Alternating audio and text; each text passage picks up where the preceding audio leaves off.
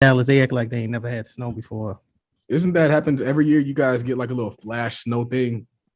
Y'all, this is only my first my first Right. winter in Dallas, so I don't know.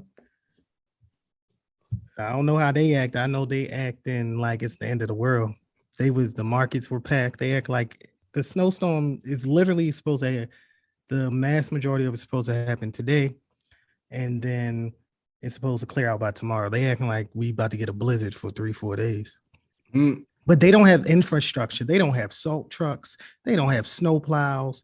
They are not prepared for this type of northeastern weather. Yeah, that's funny. Raphael Husbands. What up? What up? What up? Just getting set up. What's going on, fellas? Man, the myth, the legend. I'm here. I can't wait. I can't wait for them to start writing books about y'all. Yeah, I see it in your future. Charles gonna be on there talking about it's crazy, man. That they writing books about me. They used to hate me on Twitter, man. Now they're using me as a case study. Right. You know, I always feel like the what's the word I'm looking for? The true essence of a true mind is when the whole masses don't agree with you. Like if the masses are agreeing with you off top, you following, you're not leading. Yeah. I kind of do the opposite of the crowd on purpose, man. It's like they said, what's observe the crowd and then do the opposite. Exactly. Like, I don't think I want to do what y'all doing, fam. No.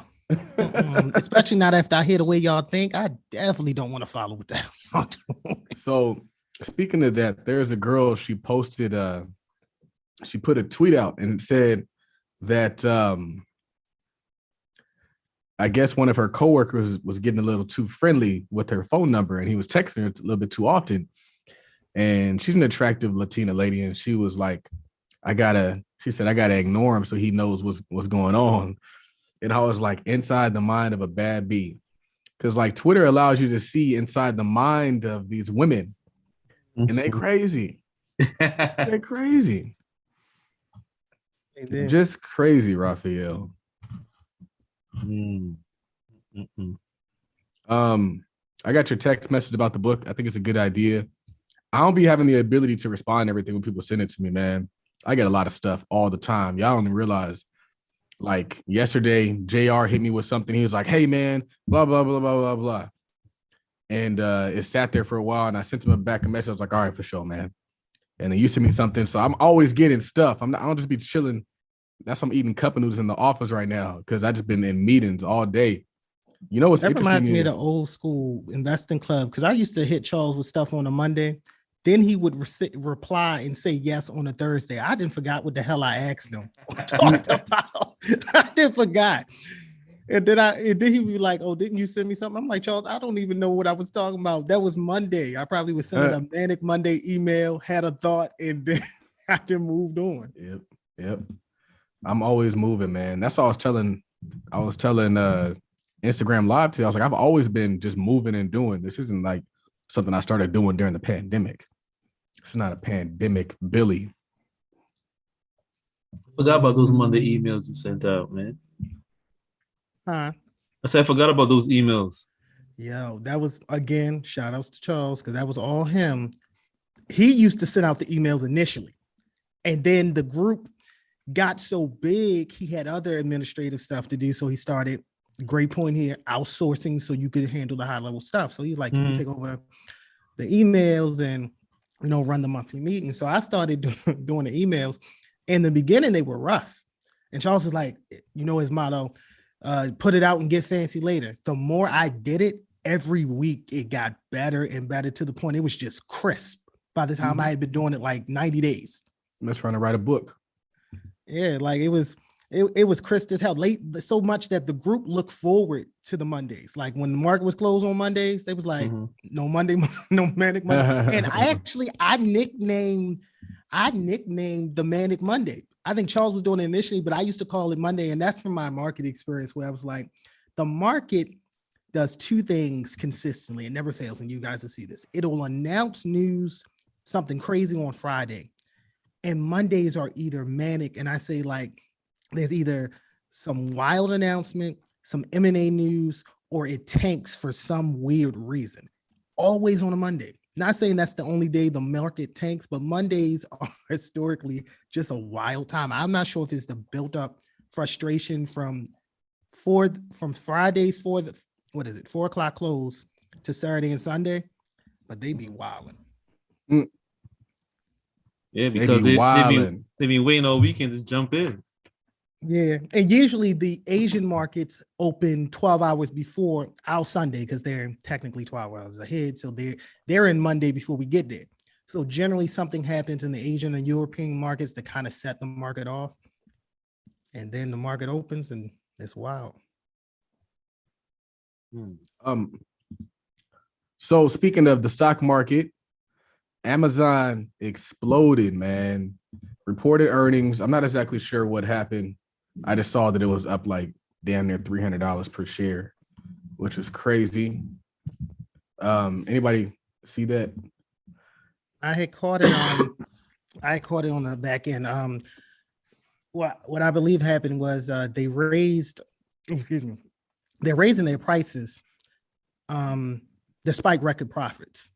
Despite a bottleneck of supply and chain issues across the globe, they're still breaking profits, still managing to leverage their network, mostly because a lot of Amazon stuff is insulated. Like they got their own warehouses, they set them up in these countries where it's like you can get their prime shipping. Like they are dependent on no one but Amazon. They live right next door to a huge Amazon warehouse. They run their own ship. Like they run their, so when the beautiful part about that, you'll see this in contrast to an industry like a good example of this right now is the chip industries, cars, laptops, all depended on third and fourth party vendors to build their stuff. And I'm not saying Amazon doesn't, because of course they sell, other people's products, but their infrastructure for shipping and getting the product to people is unmatched because they have it on their own. They don't have to depend on it. I think another good example of this as they continue to build out, Tesla is going to be really good with this, building their own what do you call these factories to build their own cars, the batteries and whatnot, the gigafactories. Right, exactly. What's interesting is what makes Apple a great company is they do the same thing. They manufacture their own microchips now. Yes, they didn't want to be. They did it just before the pandemic. They manufacture their own microchips. I remember a long time ago when Apple iPhones used to have Google Maps, and they're like, "Nah, we're not doing Google Maps no more. We got Apple Maps now." And in the beginning, it was terrible. And slowly but surely, it's grown. That's how you become wealthy, when you becoming self-contained. And I tell people, and I've made this example before, that's why Kanye West can always be relevant, because he has the ability to make the beats and write the rhymes. Yeah, he might get help, but he still has the ability to do it. The same thing is, I think, true with J. Cole. Like J. Cole can still be relevant because he makes his own beats. And if you can make your own beats as a rapper, you're going to always be relevant because at the end of the day, they listen to the beat.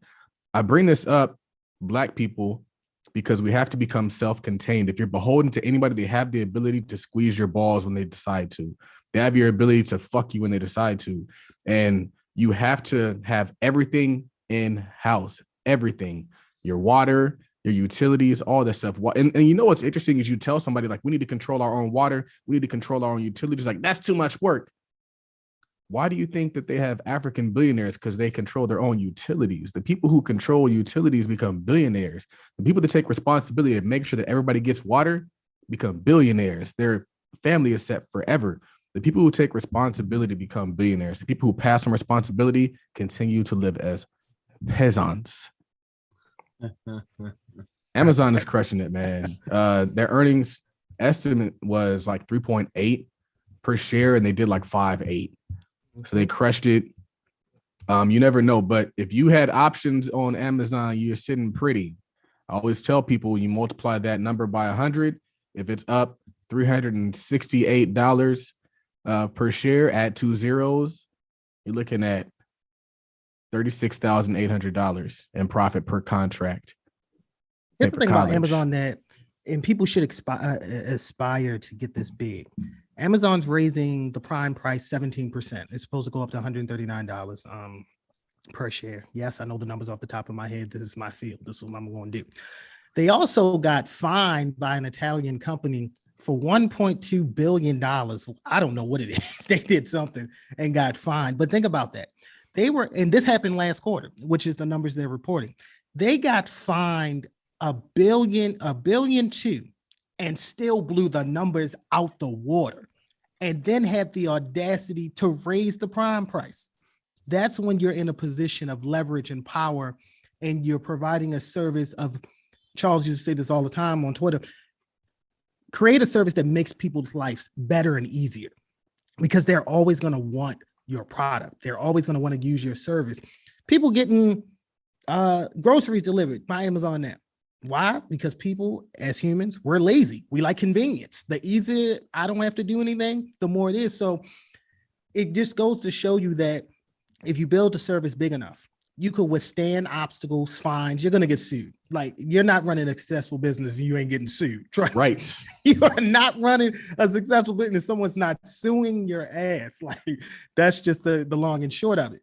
But the ability to withstand those hurdles, still run their business, raise the projections and the estimates for the outlook and forecast of the year is a phenomenal thing.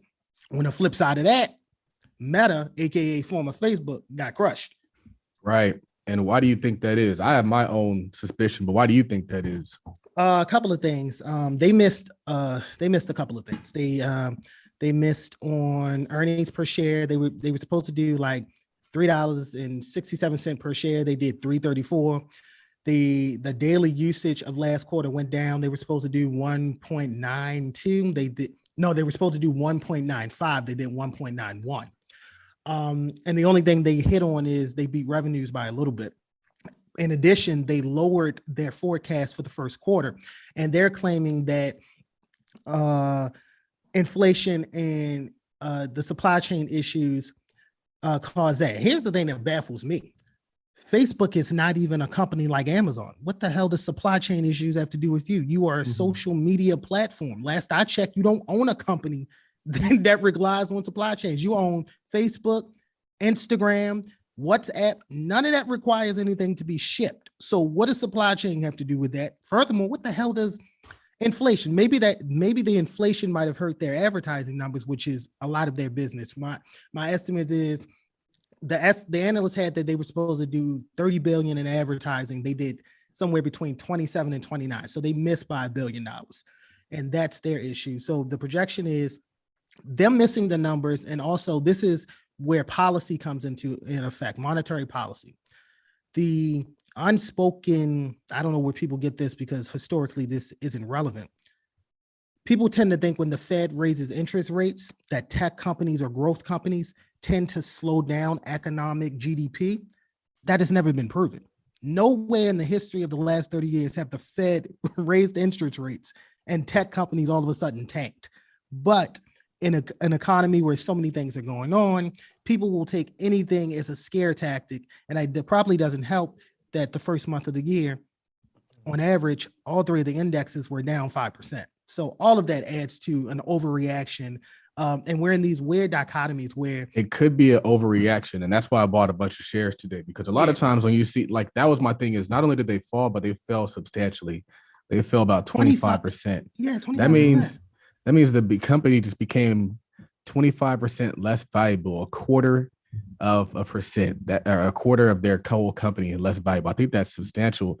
I believe that a lot of this was a reaction to the unsubstantiation of the metaverse hype. When they said they're changing their name and everybody got all crazy buying land in the metaverse, I think that drove the price up. And there's going to come a day of reckoning. That day of reckoning is called earnings. And what you said, you're going to have to prove it. You have to show and prove. And they missed the mark by a lot. And a lot of this is driven by financial calculations. It's not just like subjective. It's not just like, oh, I feel like the stock is worth this. It's like, no, okay, if your revenue is this, you divide that by boom, boom, boom, boom, boom, boom, boom, boom, boom, boom, boom, boom. It's this big, huge formula, and that spits out your stock price. It's not just whatever. And so what happens, and I tell people this, is you have a reset when you have earnings. So earnings is the reality check for stocks. That's the only time we know what this stock is really doing. And then for the next 3 months, it's just going to be reports and thoughts and ideas and interviews. And the stock's going to go like this because they're just guessing. It's just a big ass guessing game. Like, I think it's worth this now. I think it's worth this. Well, this is good news, bad news, good news, bad news. Boom, earnings hits. And so you have to, I tell people a lot of times, you have to look at the news just as much as you're looking at the stock price when you're trading earnings, because you got to see what the sentiment for the company is. When I was watching CNBC, they were super optimistic going into earnings for Meta. They were like, oh, people are buying call options heading into earnings at this number. If you buy that, you can make this much money. And they got crushed. They didn't talk. There was no negative news about Facebook at that time. It was all positive. And they just led people to slaughter. And then, like your favorite guru does, they just go on to the next stock. And they don't even talk about the stuff they fucked up. They're just like, we on to the next. So here's a funny thing where I feel like stocks, earning reports, and sports contracts are very much the same. When the sports contract goes, athletes go, they renegotiate and everything like that. Earnings is kind of the same way. The work from the past has already happened. You're renegotiating a contract or buying the stock for the next 3 months based off what they've done in the past and what you expect them to do in the future. It don't always pan out. Here's the irony of that. I've seen some companies miss revenues, projections, and lower their forecast and shoot up 12%. That would not make sense to some people, because sometimes the stock market isn't rational. And things that should happen don't happen, and things that shouldn't happen do happen. So especially in the short term, exactly. You got to let people know. Go ahead, brother. No, you were making the point. I was saying you making the point. Nah, man. I'm not stealing your thunder. No, I'm saying you're making the point for me. We only get Jamaal once a month. So if somebody's gonna make the point, it's gonna be Jamaal. No, Charles was making the point. He was making the point that a lot of people miss that it's always in the short term. That's why I always tell people, you got to decide. You really should have, and I say this often, you really should have two portfolios, short term and long term. Short term is what you respond to, and I like to consider this like a tactical thing. If something in the short term happened, you may tweak that portfolio to account for the next 3 to 6 months.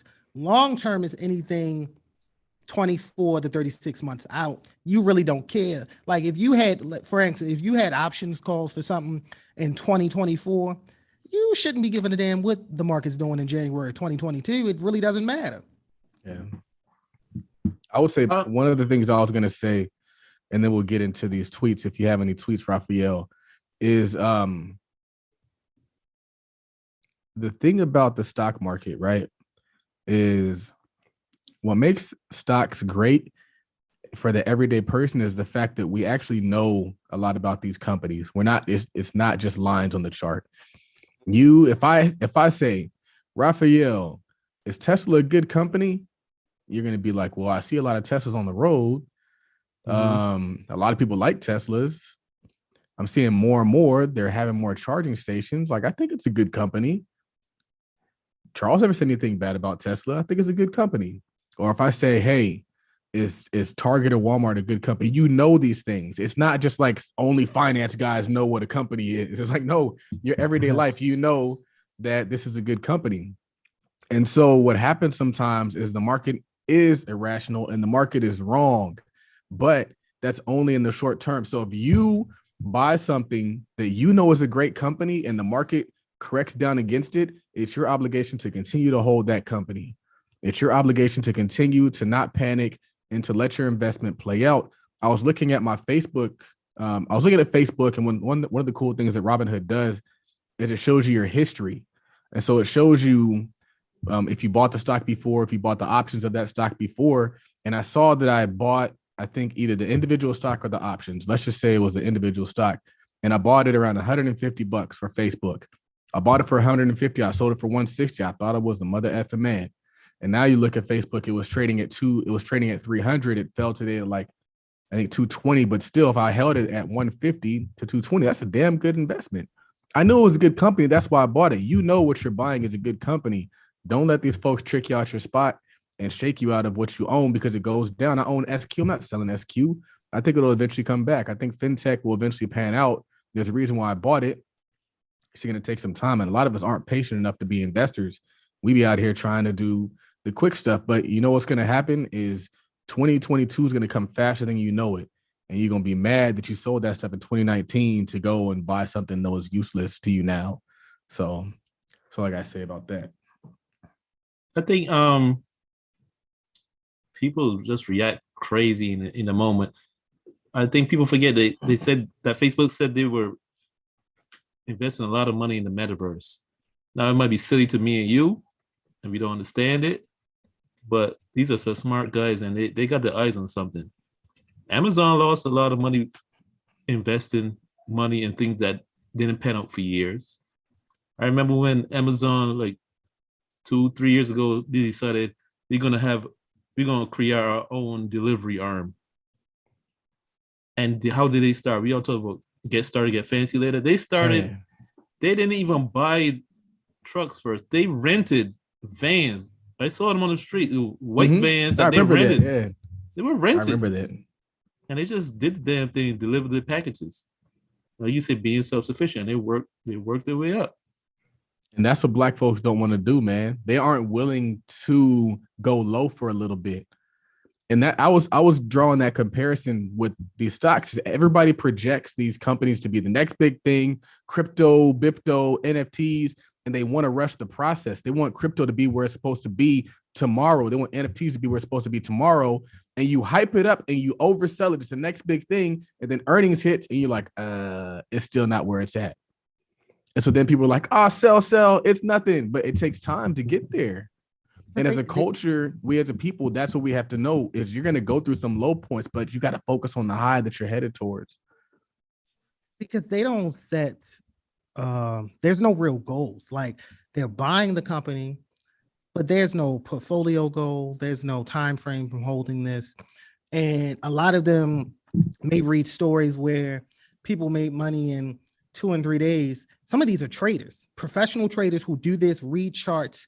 And I'm not going to get into a whole diatribe about the difference between technical and fundamental investing, but I want Black people to really learn the difference, because some of y'all be thinking y'all be fundamentally investing, and what you be looking for is technical chart returns in a week, and that's not the same thing. These fools do not want to do anything fundamental. They looking for the quickie quick.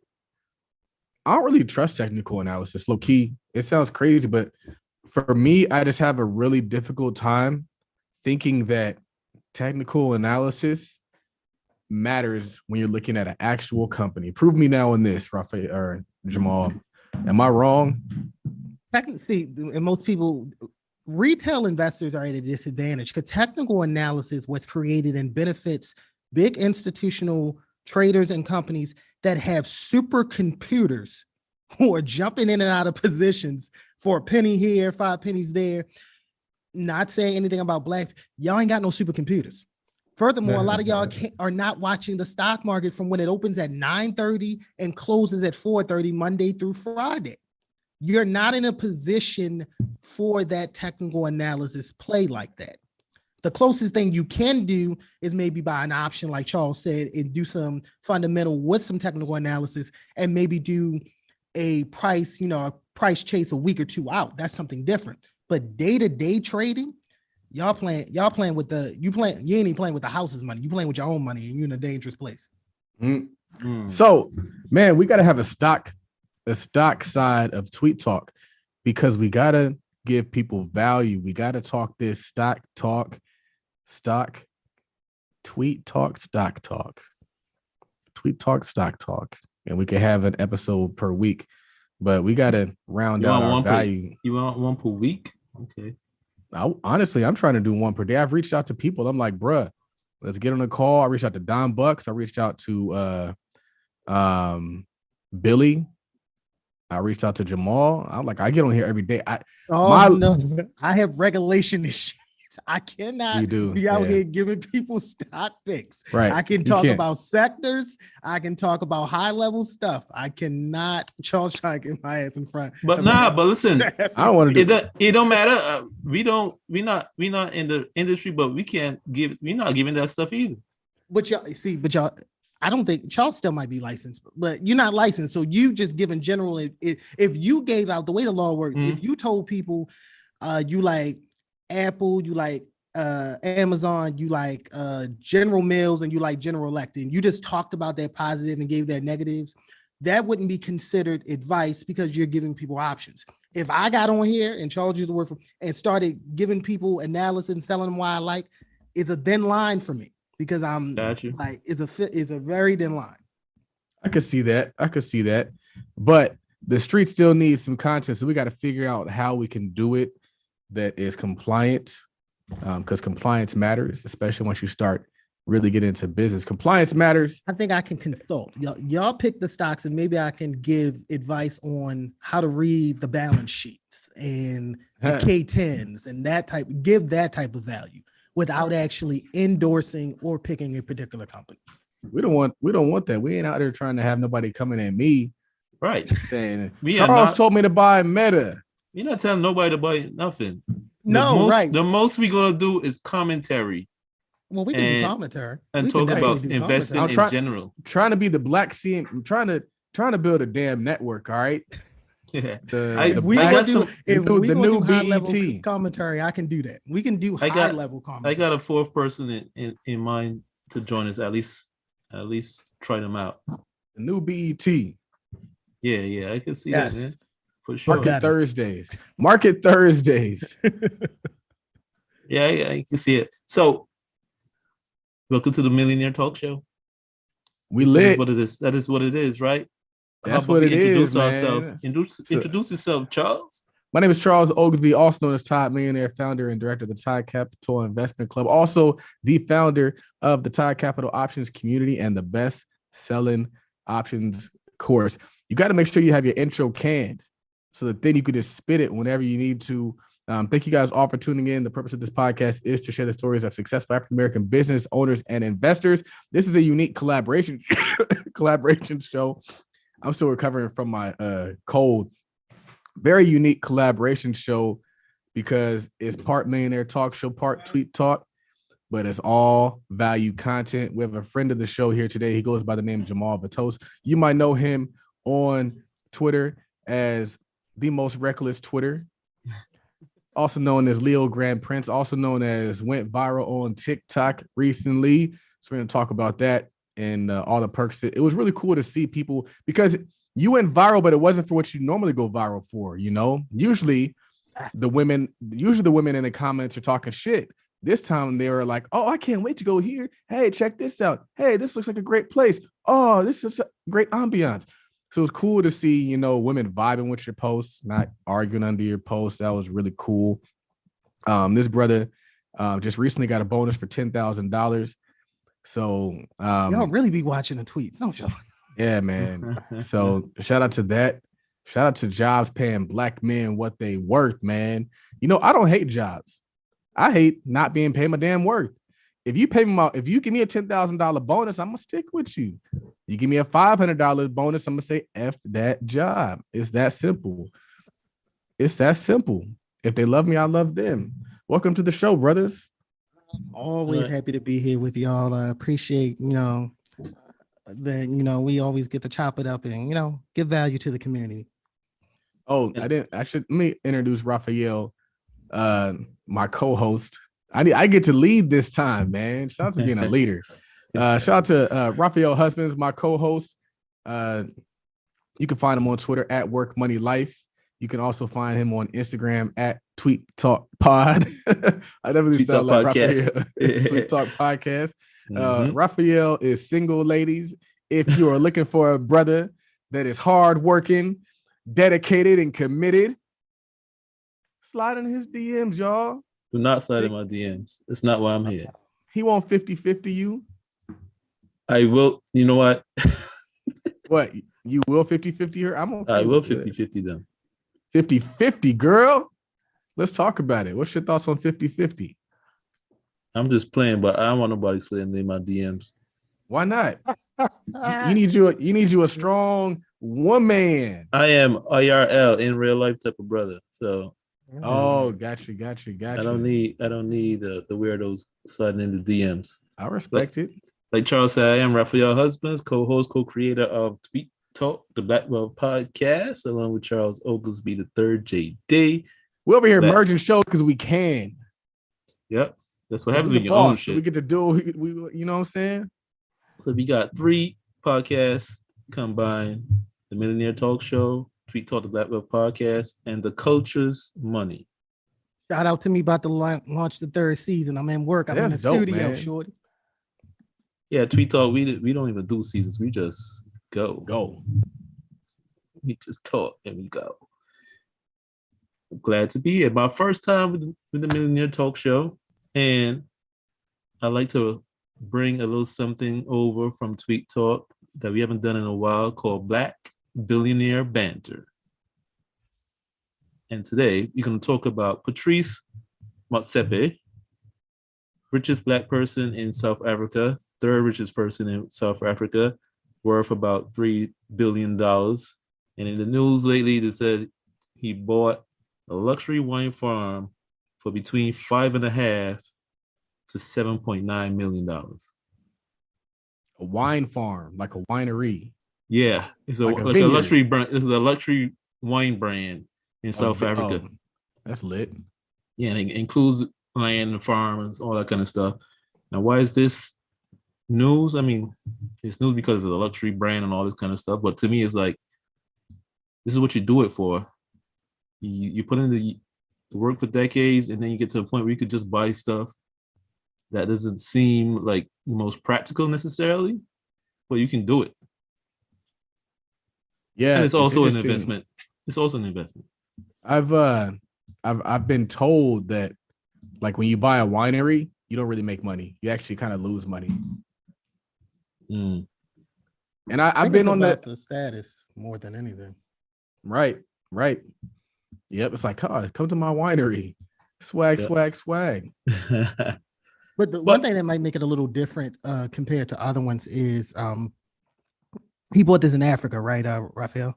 Yeah, South Africa. Yeah. They're in the middle of a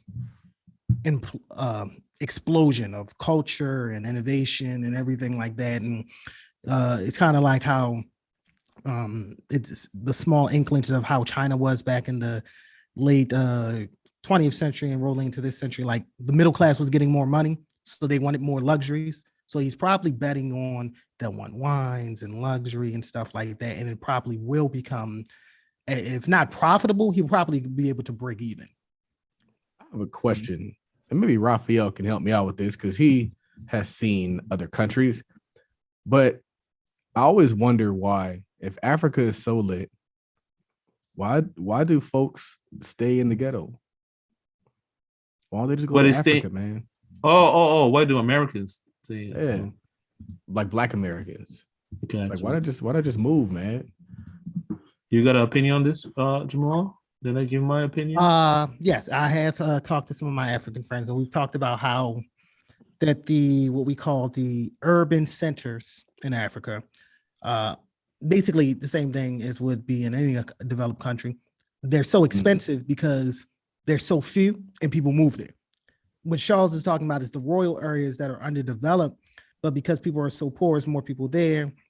But those areas in Africa that are metropolitan are expensive, even by American standards. Now, our money probably would still stretch a little further than it does here, but not by too much. So it's like you're,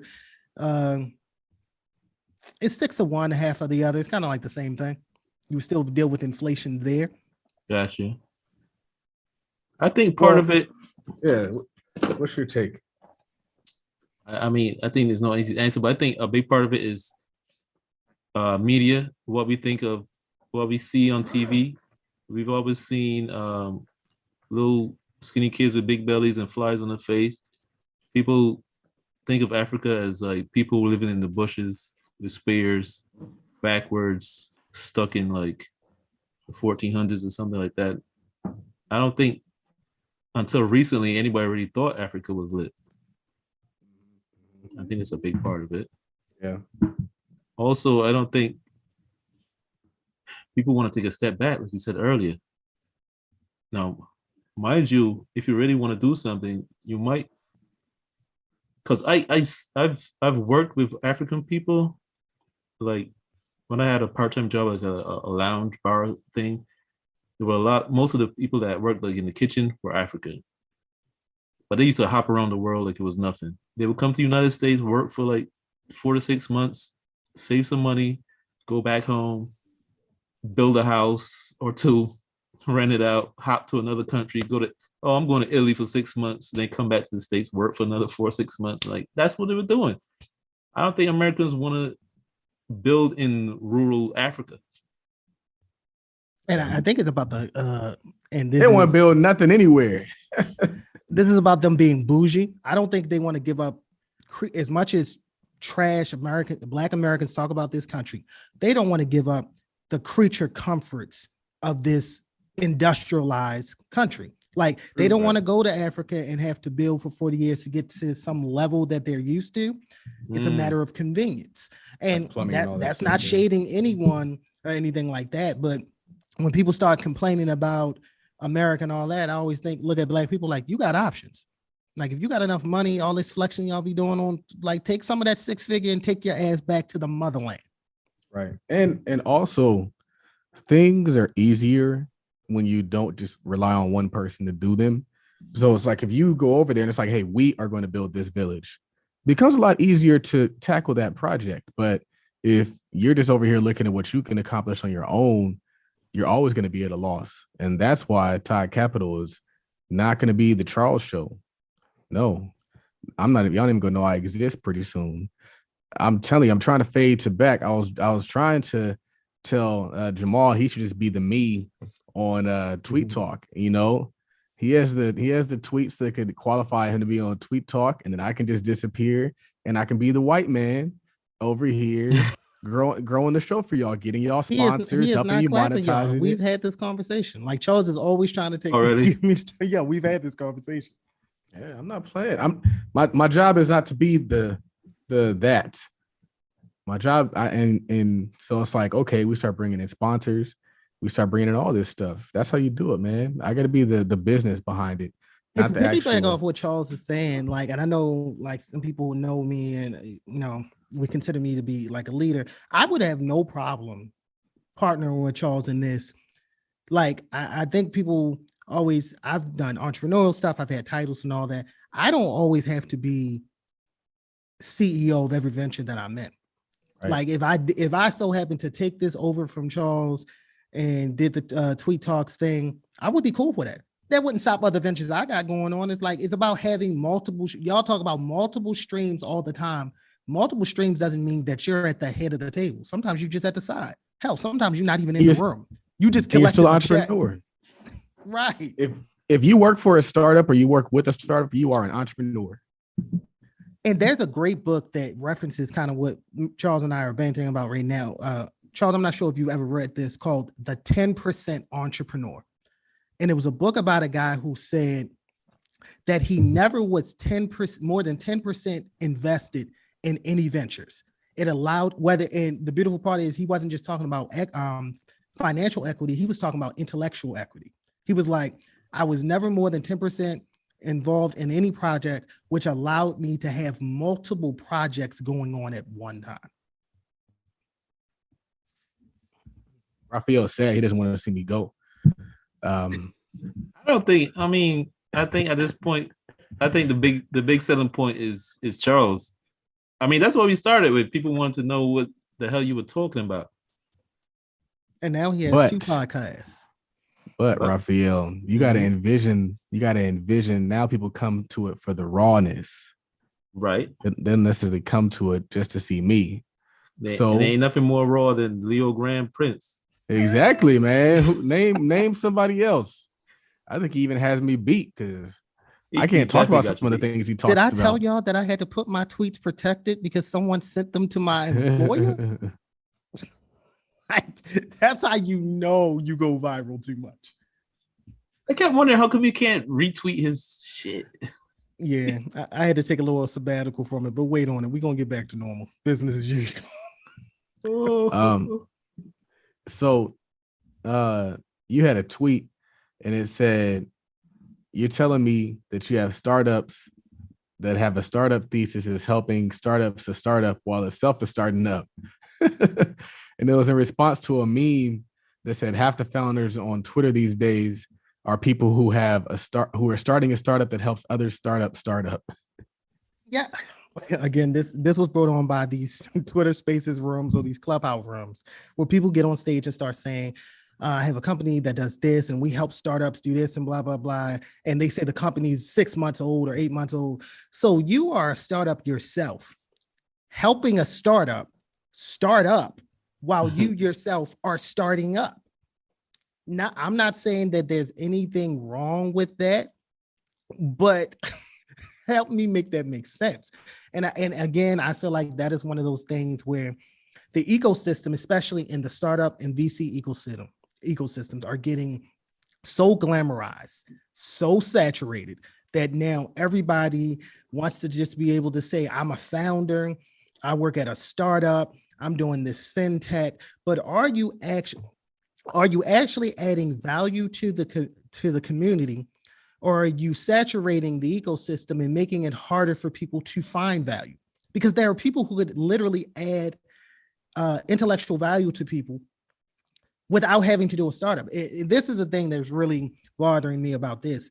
People feel as though that everything has to be a paid venture. And everyone knows that I am not pro making your money.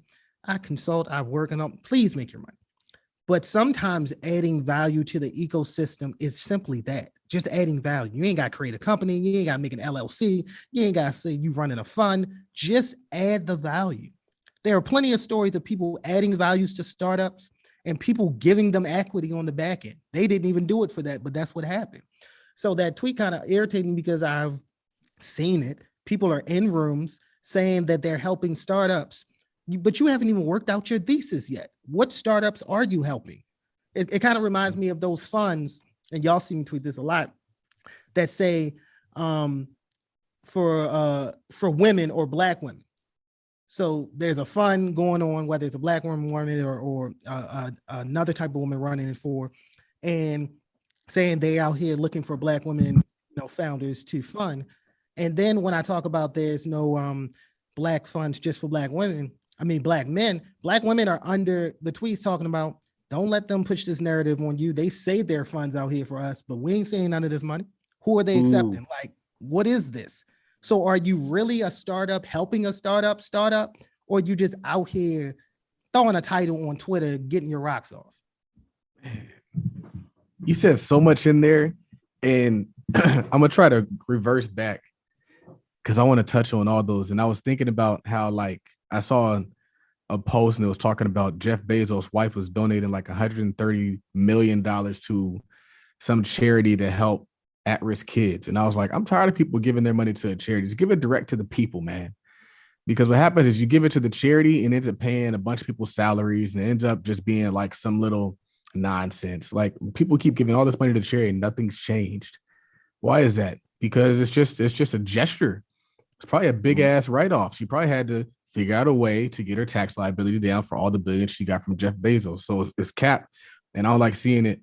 And it kind of reminded me when you said, like, you have all these funds that are being created for Black women. And that's another reason why I'm not a big fan of waiting for a savior, waiting for somebody to save us, because you sit around, you wait for these funds, the funds come, and you still don't get no money. But you spent all that time, you could have been taking action, doing something. You sit around waiting for charity does come, and charity ends up just being a pat on the back. Meanwhile, they got full-on salaries. They get paid big money to run nonprofits. You the CEO of a nonprofit, you're making the same money as a CEO of an actual corporation. They make good bread. A nonprofit is just an idea. At the end of the day, it's still a business. The other thing I thought was interesting is seeing like business coaches who are, their business is business coaching. I was like, that's very interesting, because that's what that reminded me of, as a startup of a startup. It's like, okay, so you're coaching me to how to start a business, but that's your business. Like, you don't actually have a real business. You can't teach me the realities of business. You just know it in the abstract. And like they say, everything in the books goes right. And I see that a lot of times on the timeline is folks who ain't ever built nothing teaching you how to build something. I don't be commenting on it, but I just be seeing it. And then I think that was the last thing I was going to say. I know I had some more. You've had some really dope tweets. You had one that I posted on my Instagram stories and one that I posted on my Instagram now. And I want to say them, and I'm gonna get out the way for a second. But I think this one is really relevant, and I kind of lost my touch. I lost my way on this one. I used to be really big on it when I was working in financial advising because they give you a profile and they show you like your clients.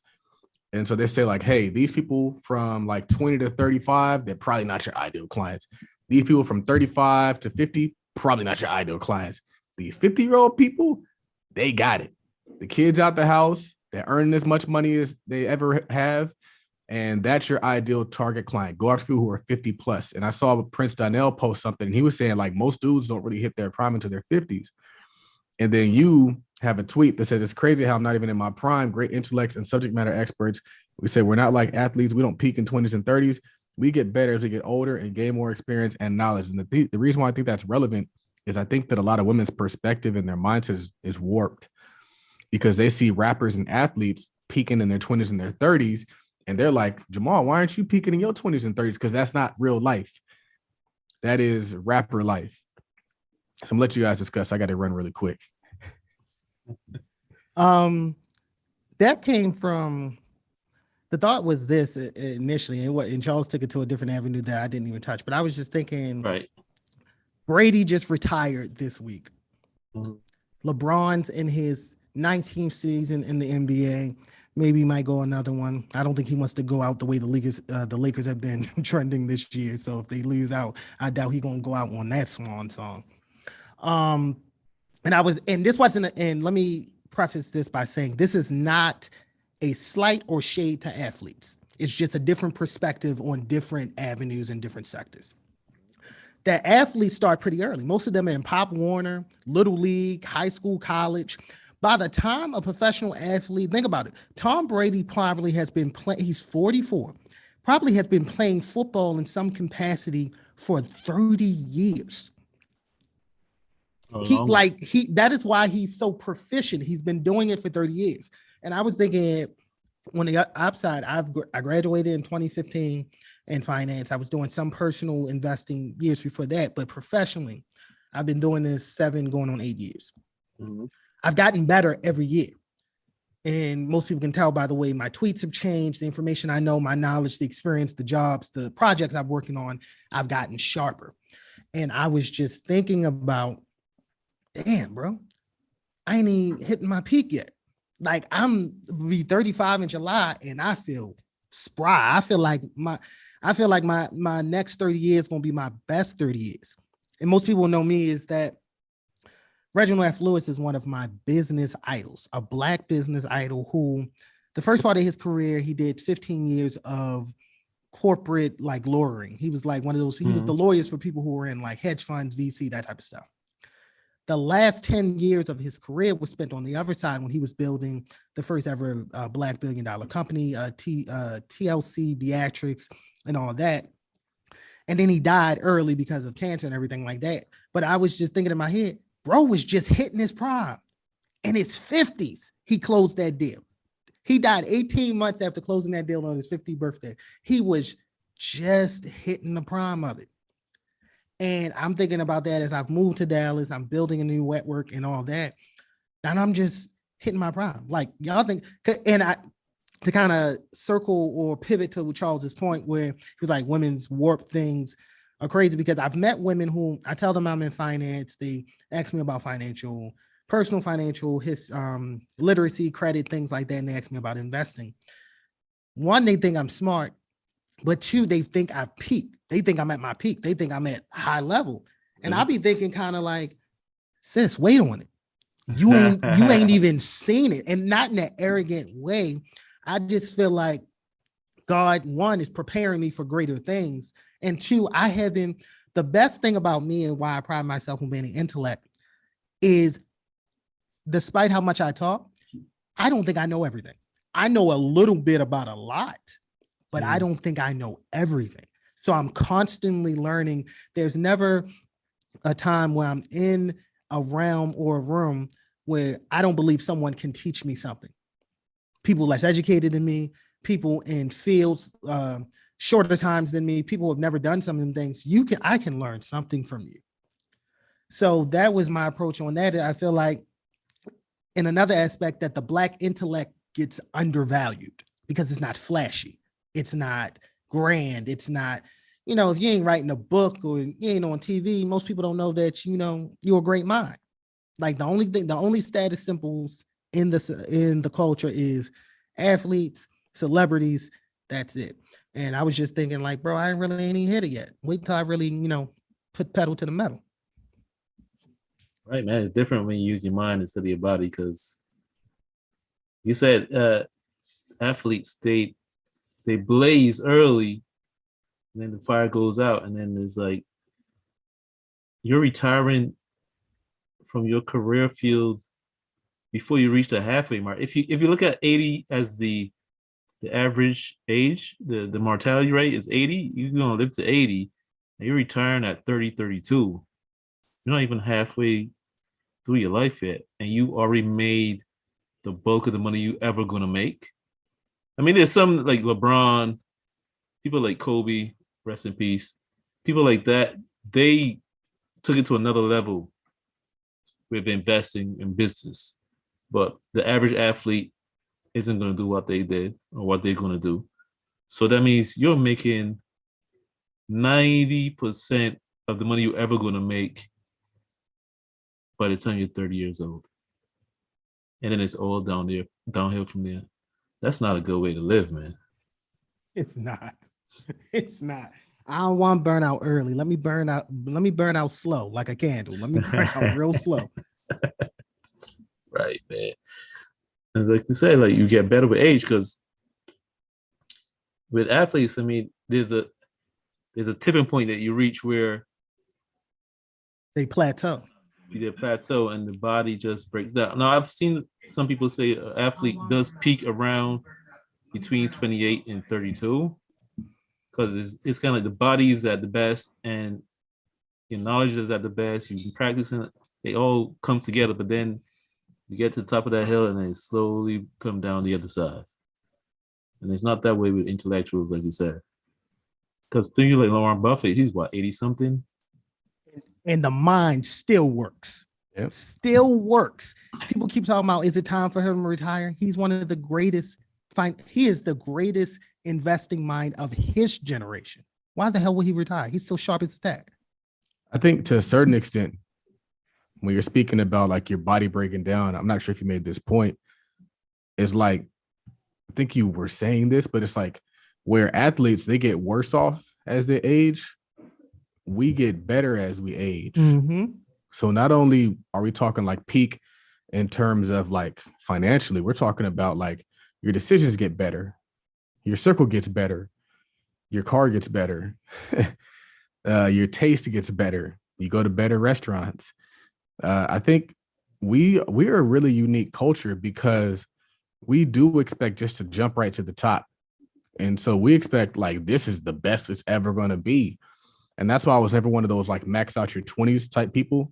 How a lot of people, they max out their 20s. They want to travel as much as they ever are going to travel. They want to spend all their money going to the best restaurants ever. And it's like, bro, like life is long, man. We could pace ourselves. It's okay. You don't gotta squeeze every little bit of life out before you get 30, because 30 is not old. 50 is not old. 50 is lit.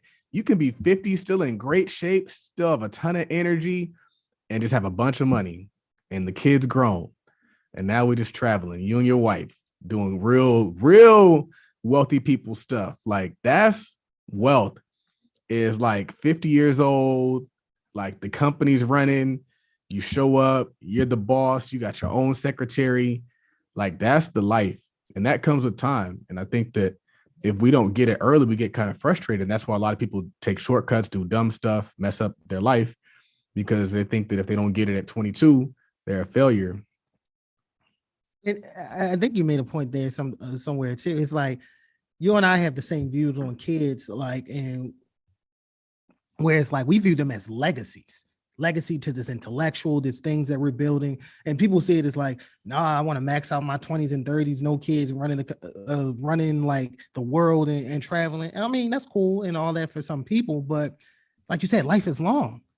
Yeah. Like you don't have to have that mind frame. I've never viewed kids or anything, not just the kids. I say I've never viewed anything in my life as an obstacle or a hindrance to my goals.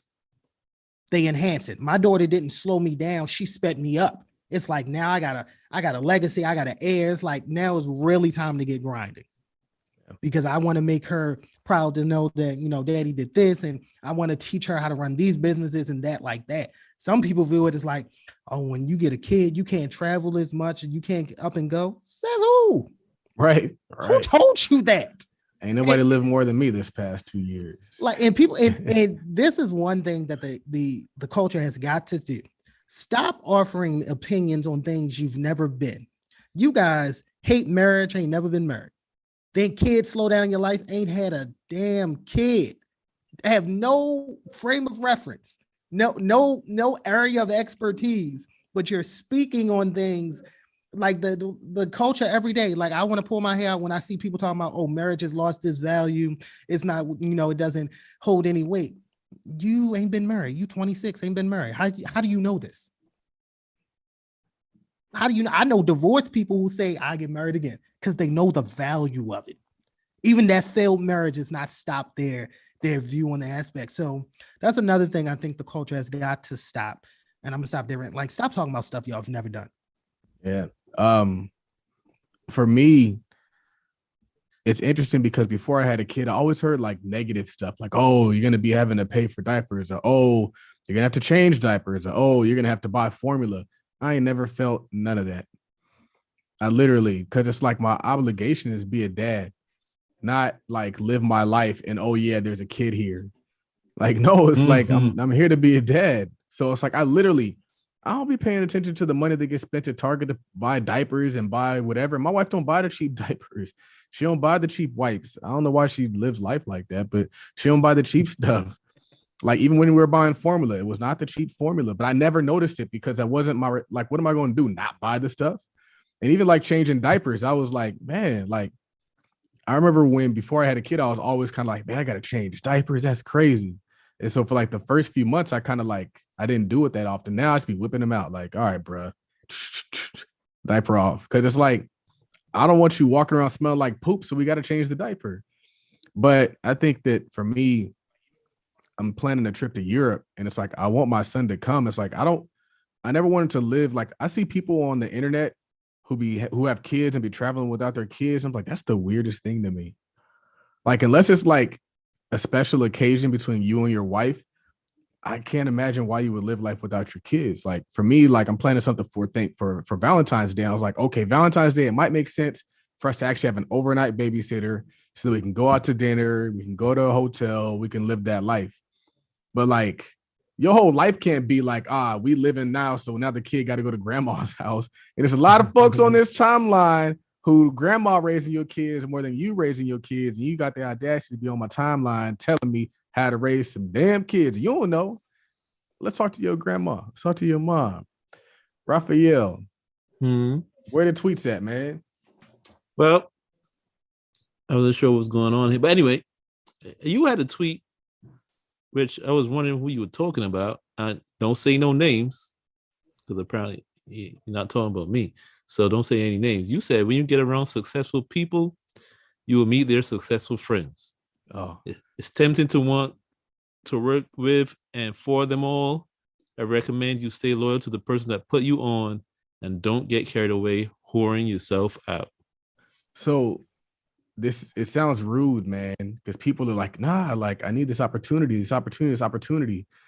And I was on Instagram Live once and Pusha Man Mitch came on, and I felt this because I've had people come to me, work for me, and next thing you know, they work with everybody in their mom, and I'm like, damn, like, now I can't. And it's not even that I don't want to work with you anymore. It's just like you kind of feel like you got traded in a little bit, like, bro, like you just out here just like trading me in and stuff.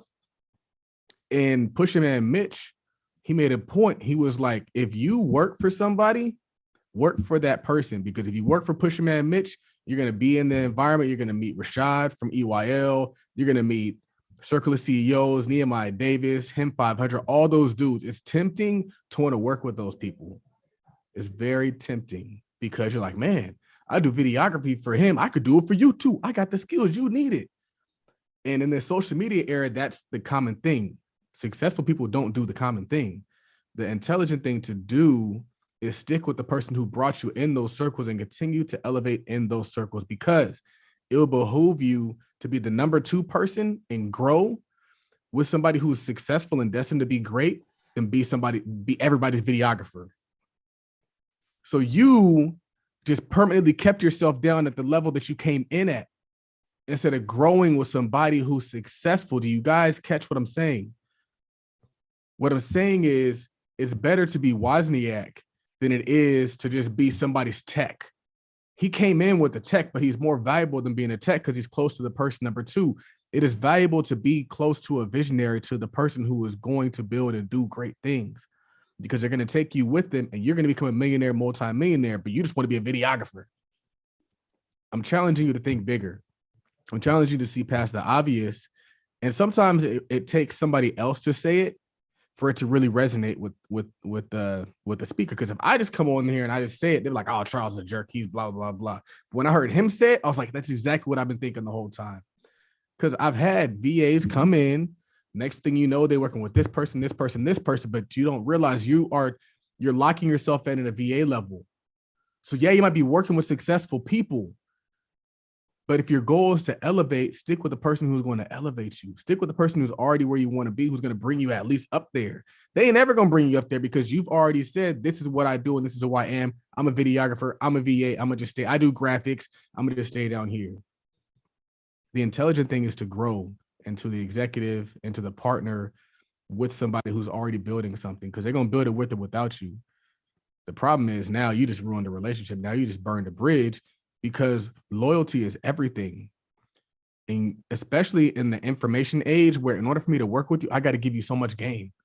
I got to tell you everything I know in order for me to work with you. And that's why these foreign VAs, they said before we come on, we sign an NDA. The problem is Black folks don't like to sign contracts. Black folks are like scared to sign fucking paperwork. And so sometimes you're afraid to even give them paperwork because it's like, why I got to sign all this? I'm not signing all this. But at that point, it's like either you sign it or we don't work together, because I'm not going to give you all this value just for you to take it and do it on your own. I mentioned the terms of an NDA where they can't take your information and create their own business. They can't take your customers and create their own business. They can't take your information and go work for a competitor. All those things have happened to me. I need to have the paperwork. You need to have the paperwork. It's no knock on anybody. I'm just telling you, live life better. Think bigger. I just kind of give a cautionary tale of what Charles was saying about this, and Charles will remember this. A couple of years ago, a guy who got exposed for being a fraud, like him and Charles were getting into it on the timeline, and I tried to play peacemaker. And Charles and I had a misunderstanding where it's like, I actually had to call him out. He was like, I was like, yo, what's up? He was like, look, you can't play both sides, me and him and all that. And long story short, I told Charles, and he'll tell you this is exactly why. And it's funny, this conversation's come up. I told him, I was like, you and I built that investment club together. I am never going to sign off on anybody over you. Like never. Like those are my exact words, right, Charles? I was like, and to this day, like Charles knows I've sent him business people, like I've sent him screenshots of people in the DMs. I've always championed him, not in the effort of getting something or anything like that, but that's who, we connect. I connected with him first on Twitter before this whole financial literacy thing was catchy. So to me, he's my only and first financial literacy friend. So I'm never going to trade on him, because like I was with him before it was popular, before it was a thing. And anybody who knows me knows I am big on loyalty. And I think that was the one experience him and I had. Is like, bro, I'm never going to choose other people over you. That's just not going to happen. I was just trying to play peace in the thing. And I think my whole bit about that is like, Charles is right about curating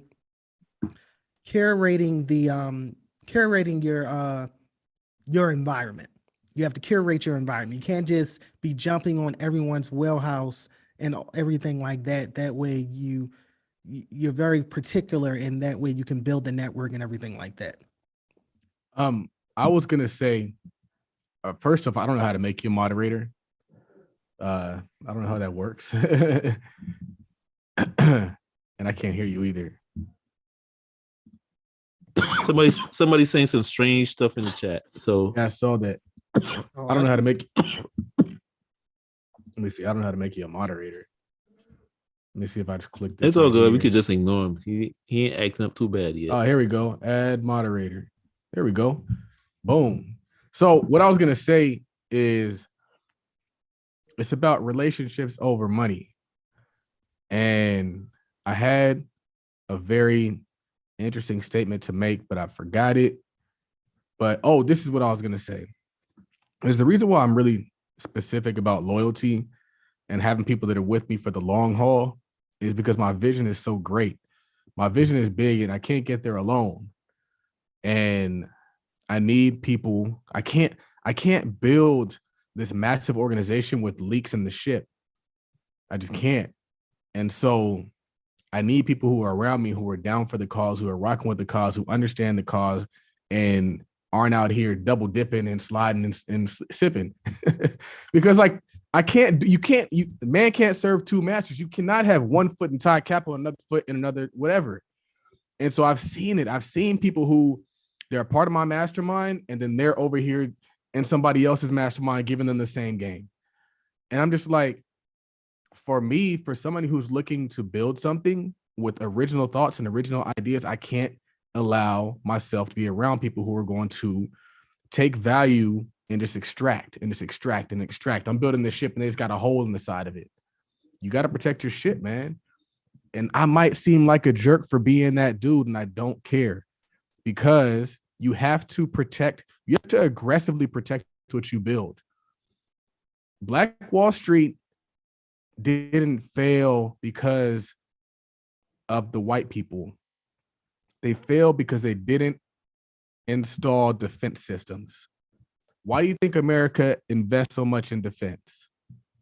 Because if you're great and if you don't defend it, they're going to take what you build. And so defense and greatness go hand in hand.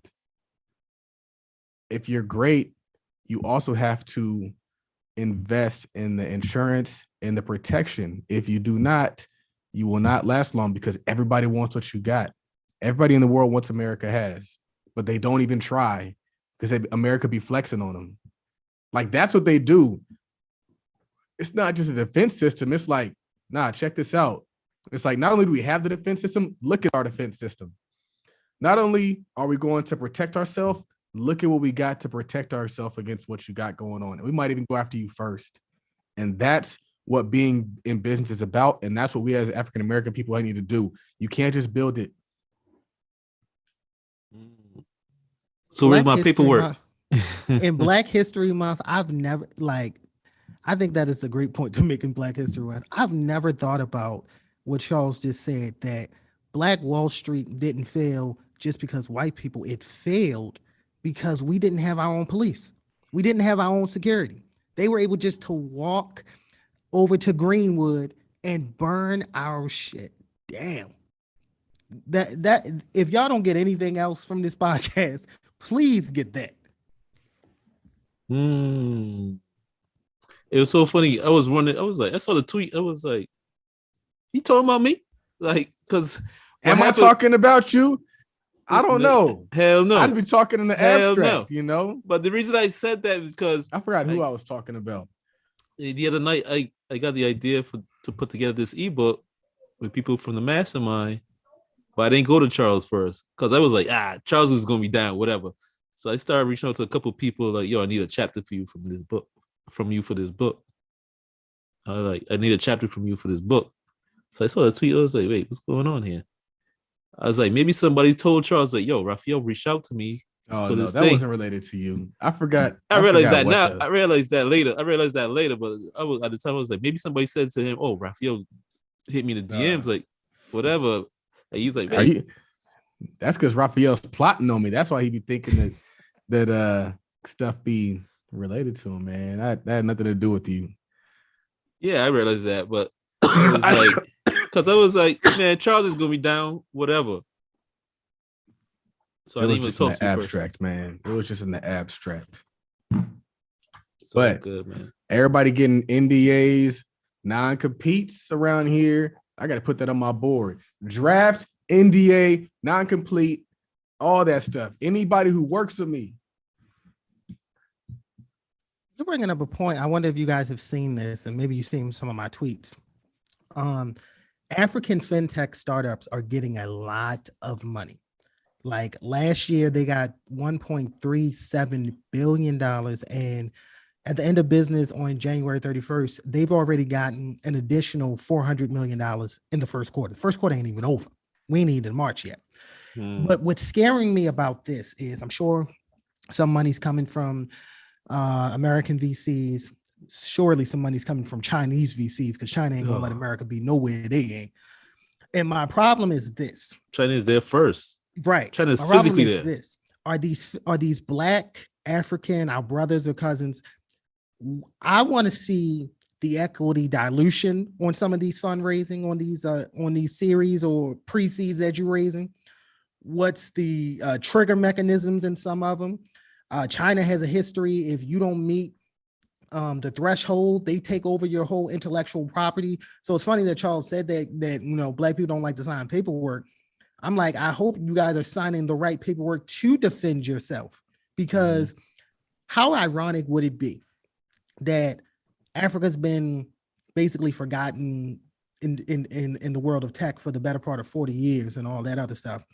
How ironic would it be that in the 21st century, America and China, two countries responsible for the pillaging of that country, are back pillaging it again with its citizens and its country as it's trying to dig itself out of a hole? Like, I need our people to always be protecting their assets.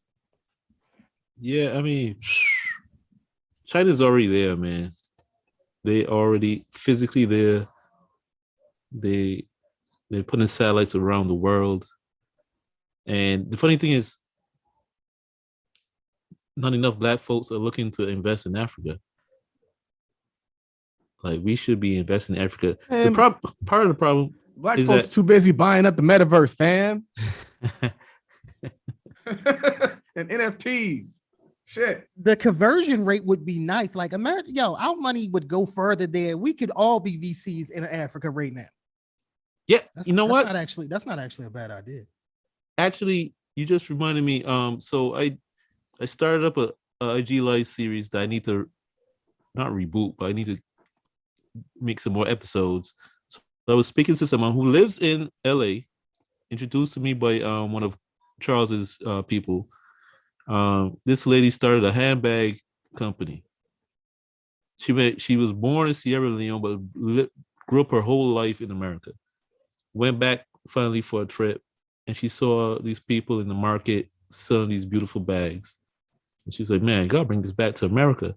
Long story short, she created a company where she employs Black men in Sierra Leone in Africa to make these handbags, ships them to California, and she sells them.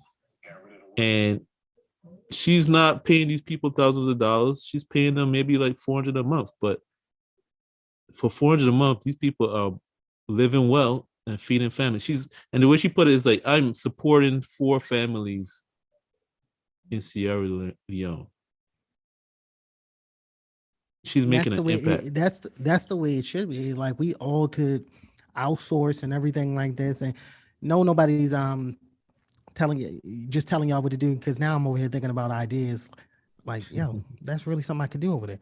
So I'm thinking about ideas that I'm saying, but though I'm saying that we should not be letting foreigners pillage our people again, because that, despite what Black Americans think, those are still our people, our ancestors, our brethren, our cousins. Like, those are our ancestors. I took an ancestry test a couple of years ago. I'm 40% Nigerian, so those are my people over there. I need to make sure, look out for them, because I'm sure some cousins I need to look out for. And that's another part of the problem too, because we got too many people like, they look down on us, they talk shit about us, and they're fighting back and forth. Meanwhile, like you said, the Europeans and the Chinese, they're just going over there, walking in. It's like, hey, we got some money for you. Do you think that other cultures all get along so that they can move together in a unit? I don't think they do. They You want to don't. know why? Because like the thing is this. We aren't gonna all agree on everything. We aren't gonna all like each other, but we all we got. So it's like you Right. over here, like, oh, well, I don't like what Raphael's saying, or I don't like what Jamal's saying. So F him. Okay. Go collaborate with white American. Let's see how that works out. Go collaborate with the Jews and let's see how that works out. Go collaborate with the Asians. Let's see if that works out. It ain't gonna work out. You're just gonna be out here stressed. And there's a lot of people out here stressed by themselves because the only people that they got, they're flicking their finger up at. And so we got to learn to move together, whether we like each other or not, because that's just what we got put on here, earth, to deal with. And you know what is interesting is all of us are valuable and talented and bring value. So you might not like Charles. You might not like my tweets, but ain't nobody working too much harder than Charles. Ain't nobody too focused as Charles. So you're over here not working with somebody who can take your business to the next level because you don't like that he likes Donald Trump. How does that impact? How does who I like impact you? It doesn't. It just makes you mad. But you're willing to not do well in business because of Donald Trump views? We have to get over that. That is one of the things that I see that just perpetuates so often, even so much so it's like you look at gangs and I don't like you because you got on the wrong color. I'm willing to negate the progress economically in my community because you wear blue. That doesn't make any sense, but we do it all the time. Oh, you're in the wrong frat, so I can't fuck with you, man. Like, as a culture, we got to elevate and we got to mature because that does not make any sense. In order for us to win, we got to start working with people who we don't like. In order for us to win economically, we got to stop cutting each other off. We got to stop like writing each other off over petty stuff. Even if it's a major stuff, we got to stop writing each other off, but we do got to create a code of conduct to where there is no blatant disrespect because that should happen as well. We have to become more mature as a community and a culture. I don't think we're there. I don't think we're very mature as a culture and a community. I think we're old. I don't think we're mature. I don't think we're wise. I don't think we make wise decisions. I think that matters. Yeah, it's funny. Africa is such, man. It's kind of like what you always talk about, Charles. Like it should be easy for us to get rich because we got the most problems. And in Africa, why are they big on the fintech? Because they don't have computers. They don't have computers in Africa, but everybody got a cell phone. So it became, you had to develop fintech to buy and sell online and stuff like that. Wait, that's real dog? They got cell phones, they got no computer? I mean, I'm gonna say no computers, like think at home computers, that type yeah, like at home. I'm saying in the homes, a lot of these poor places in Africa, they don't have computers in the home, but so many people got cell phones. So they had to develop in a different way. But the funny thing is, now I think about it, it's like that in the ghetto too. A lot of ghettos got cell phones in the home, but no computers. But what are they doing with those cell phones? Well, that is a dope point because kids don't be having computers to do their schoolwork, but got an iPhone. Ain't no Wi-Fi in the house, but the kid got an iPhone. But what they doing with it? Are they doing TikTok? Watching YouTube videos. I've seen a bunch of kids watching YouTube videos on their phone. And if you're gonna do some nonsense, at least learn how it works. Like they love YouTube. These African kids, they learn how stuff works, and they build. Like, you ever seen, like, you see some story pop up out of somewhere, like some 16-year-old kid in Africa created like a solar bike or something, like a bike that runs off of like solar power or some crazy story like that. Is like, how? Like, education matters. Education truly matters. I think one of the things that I admire about other cultures is they take control of the education of their children, and they don't just send them to school to let them learn about like Black History Month, and all you learn about is Martin Luther King and not Harriet Tubman, but Rosa Parks. Do they even teach about Harriet Tubman? I don't think they do. You want to know why? Because they don't want you learning that you can save yourself, fam. Right. They don't want you learning that. They don't want you learning about Frederick Douglass. Like, have you ever learned anything about Frederick Douglass in school? I don't think I ever learned anything about Frederick Douglass in school. Maybe high school, but I doubt it. It wasn't taught like that. So Negating the fact that they erased the fact that he was the first Black president of this country. But that's another day. I never heard that before. Yo, you got to read this. That's because I'm not educated. I've been miseducated. Miseducation of Todd Billy. Yo, why were you in my head? I was just about to make the Lauryn Hill reference. Just about to. I've been miseducated. The miseducated. But for real though, it's like it's funny, man. You say it should be easy for us to get rich because we got the most problems. All we got to do is solve our own problems, and the wealth is right there. I also said that it should be easy for us to get rich if we work together. I was saying that wealth should be easy, period. F all this struggling and grinding stuff. Other coaches ain't grinding. They just floating. They just floating to success. Like, oh, I'm at this, I'm at this, I'm at this. They just be floating. They just teach them what's on the test. Like, here's what's on the SATs. Memorize this. We over here guessing what's on the SATs. We grinding, and they. You're frozen. Am I right? Come on. I went to the law. Hello. You good? You froze for a second. I went to for some reason all my prices are weird on Amazon. It must be a wrong Amazon. It must be the anyway. So I was talking to my wife. I went to law school. Law school was a grind for me. I wanted to make sure that anybody who came behind me that was Black and male did not have that grind. And so when they came in, I was hitting them from day one. Like, this is what law school is about. This is what you got to do. This is how this works. I'm gonna look at your exams. Boom, boom, boom, boom, boom. All those dudes went through and passed the bar. Isn't that crazy? That's because you had the giving spirit. I think you're saying something that you was like, us getting wealth should be easy. The thing that's in the way is the natural mistrust we have for each other. Like, think about that. Black people have a natural mistrust for each other. For complete strangers, they really don't know. Like, people, you don't give people a chance. It's like there's almost like this cultural embeddedness for us to mistrust each other, for men to mistrust women, women to mistrust men, men to distrust other men. Like, it's just when we should be collaborative. Our history shows, even in this country, that we are only strong and successful when we're united, when the Black family is together, when the Black culture is together. But we too busy trying to be individuals and achieve individualistic accolades, doing this grind that Charles is talking about. We making it 10 times harder. Everybody thinks they got to get it from the mud. I don't even like mud. I'm a bougie nigga. Like, I don't like mud. What you doing in the mud, man? Get out the mud. And then you got get out the mud and then turn around and make your kids get out the mud too. Like, yeah, it's ghetto. That's the most dumb thing I ever heard. You get it out the mud, become successful, then turn around, throw your kid outside at 18. Why does that make sense? My daughter ain't never leaving home until she get married to another Black man. You living here. I don't care if you 30. You got your own room upstairs. You ain't going nowhere. Curfew at 1 a.m. Yeah. So I got out the mud so it can move to the suburbs, get a big house, and throw you now out the door into the mud. This 5-bedroom mansion I got in Dallas, Texas, on this acre of land. So I could throw you out in the mud. Mm. Who got the next tweet?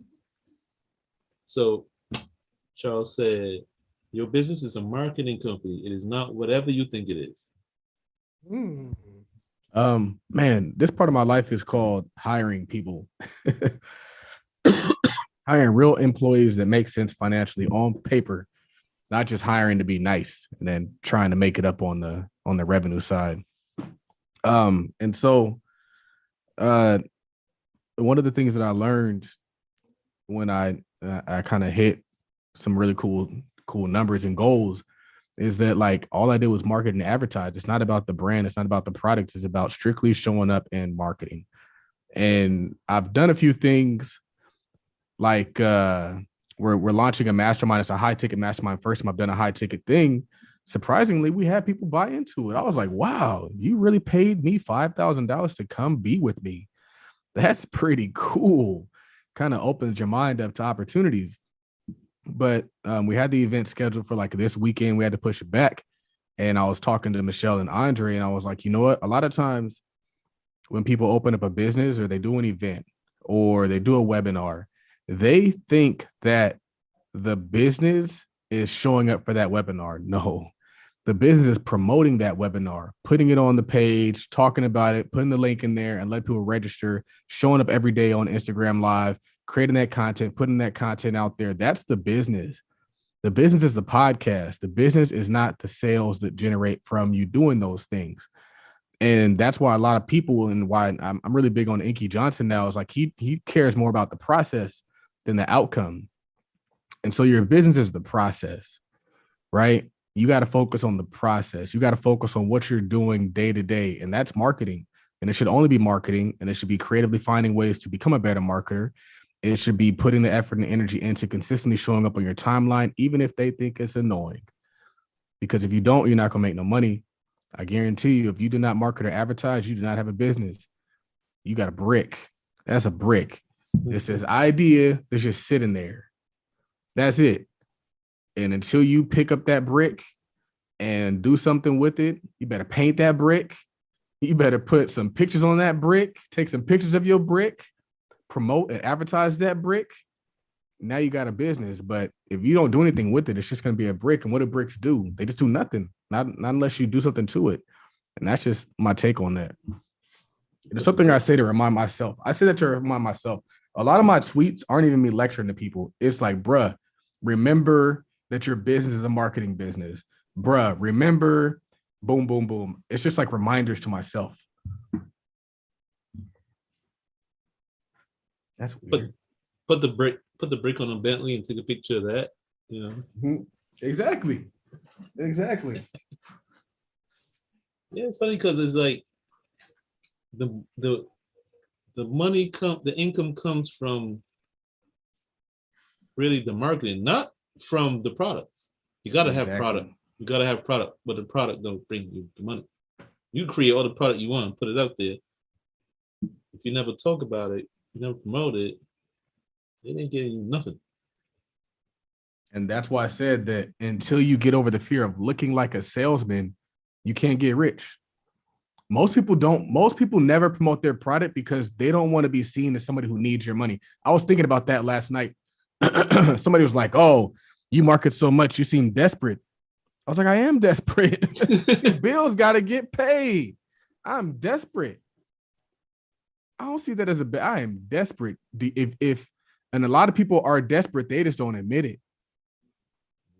A lot of folks go into places they hate.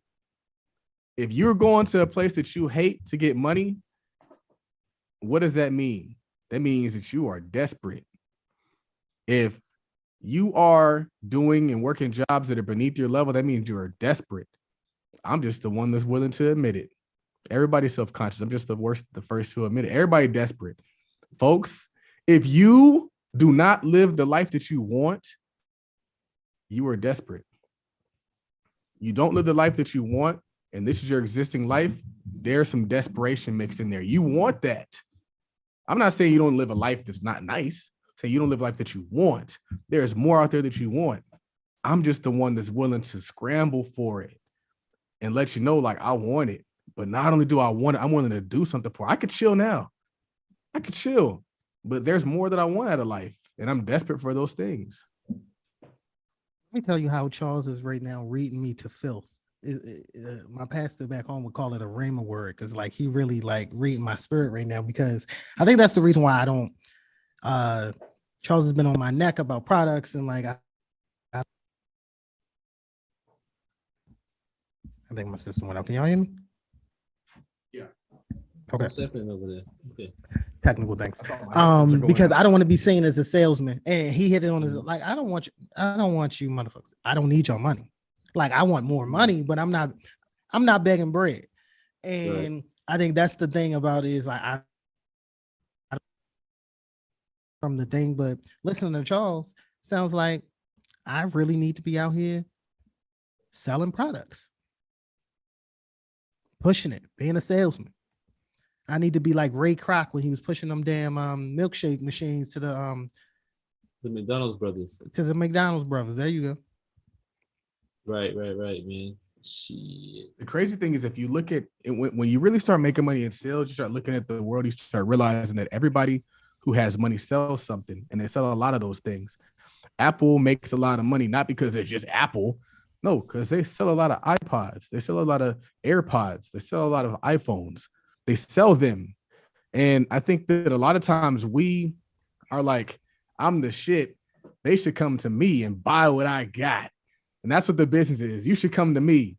And maybe that'll happen eventually. But in the beginning, it's your responsibility to go after them relentlessly. Like, and that's why having a son helps me, because like Jamaal said in one of his tweets, he's like, I've gotten to the point where I don't care what y'all think about me. I do not care. And having a son helped. Having a son helps, and then getting your money right helps. Because I've had family members, close family members that I used to look up to, make comments about me. And they went and they told my aunt, and then went and they told my cousin, and then went and they told my mom. And my mom was like, hey, your cousin's making comments about you. And I was like, I don't care what he got to say about me. I don't even want to know what he said about me. Because like in the Black culture, a lot of times what happens is, he said this, what you gonna do? I'm not gonna do nothing. I'm not gonna lower myself to his level. Like, I'm not doing nothing. But in the Black community, it's a lot of folks with some fucked up lives because somebody said something about him and they had to go let him know, you ain't gonna be talking about me. I'm gonna let you talk about me, and I'm gonna live, and I'm gonna enjoy my life, and I'm gonna go on. Because it's like, they ain't paying the bills, and having a son gave me so much clarity. I don't care about nothing if it's not Nolan. If it's not Nolan, it does not concern me. I do not care. I don't care if it's my sister. I don't care even if it's my parents. I have no responsibility except for that little boy. That's it. And it's such an amazing thing. I like it here. I like having that freedom to say F anybody who doesn't serve me. If you don't serve me, if you're not helping me, you got to go, fam. I got one responsibility. Actually, two responsibilities, but 1, 2. I say 2 also. About the thing where I said the dopest part about getting older is how unapologetic. What's going on with your audio, man? It's like something's going on. Yeah, it's bad. I'm glad it's not me who just noticed that. Yeah, you ran it from 0 to 100 real quick. Mm-hmm. Something went on with your mic just now. Something's going on. Like all of a sudden, just like, oh yeah. Promote like your hair's on fire, because it's the marketing that pays the bills, really. It is, Marketing, man. Marketing brings the sales, and sales pay the bills and keep the lights on. Yep. And that's a good reminder for me. I did want to hear what Jamaal's going to say, though. Yep. No, we can't really hear you. Something's up with your mic, man. Somebody to unplug it. It might be your Wi-Fi, man. I don't think it's a Wi-Fi. But something's going on.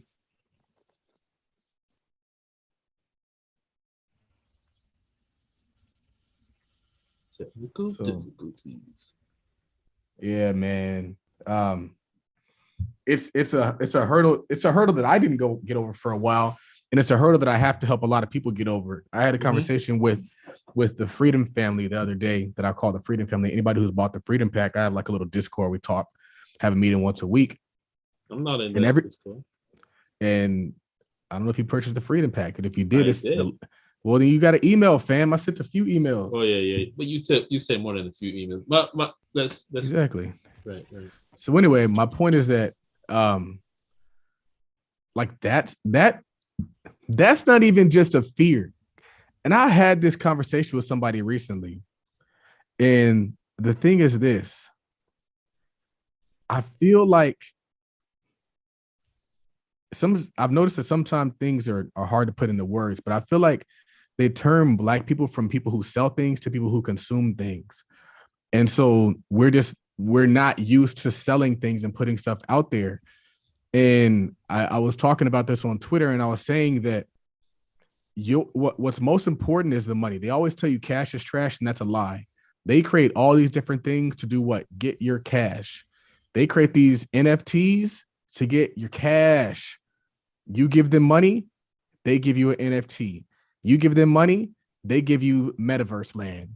Because what really matters is your money. They're going to take your real money, give you fake land, and go live a real life. Yep. They're going to take your real money, give you fake poker chips, and then go live a real life. They're going to take your real money, give you coins to go play at an arcade and go live a real life. Cryptocurrency, they're going to take your real money. Like there's things that are set up. And I had this thought because I was like, man, I was looking at a messenger bag and I was like, they create things. And that's the whole game. Create things that you can exchange for real money. That's the game. And that's why when I saw that whole Black spending power thing, I was upset because there's no power in your spending. That's not those two words don't go together. And they always talk about that. You never, ever, ever hear them talk about Asian spending power. You never hear them talking about white spending power, because I would argue that if you think the Black spending power number is crazy, wait until you see what that white spending power number looks like. It's probably nuts. It's probably crazy. But who the hell cares about a damn spending power? Stop telling me that shit, because it's not power. And I've seen a lot of people promoting it on there. But my point is that, like, we as a culture have to get used to being the merchant class. We have to, as a culture, have to get used to serving. There's a great book called Thou Shalt Prosper. I just listened to the podcast of the author. I didn't get a chance to listen to the whole podcast, but one of the things he was saying is the reason why Jews make money. He didn't say this, but he alluded to it, is because they view service as worship. They view work as worship. So you know how a lot of times we like, oh, I'm not trying to work. I hate working, blah, blah, blah, blah. They view it as like actually honoring God by your work and by your service. But if you're serving somebody by giving them a product, you're making a profit. And if you're making a profit, that profit can be infinite because you can sell that thing multiple times over so you can make as much money as you can. We have to get into that. You can only sell your hour once. I really wanted to do the math on how many hours you can work in life, because I need to see how many hours you can work in life, because you can sell more products than you can work hours. So let's say I sold the options course 20,000 times. I don't even know if it's possible to work 20,000 hours in your entire lifetime. So the way to wealth is to detach your income from time and attach it to products. I don't care how much your job wants to pay you. You ain't never gonna get there unless you get some product.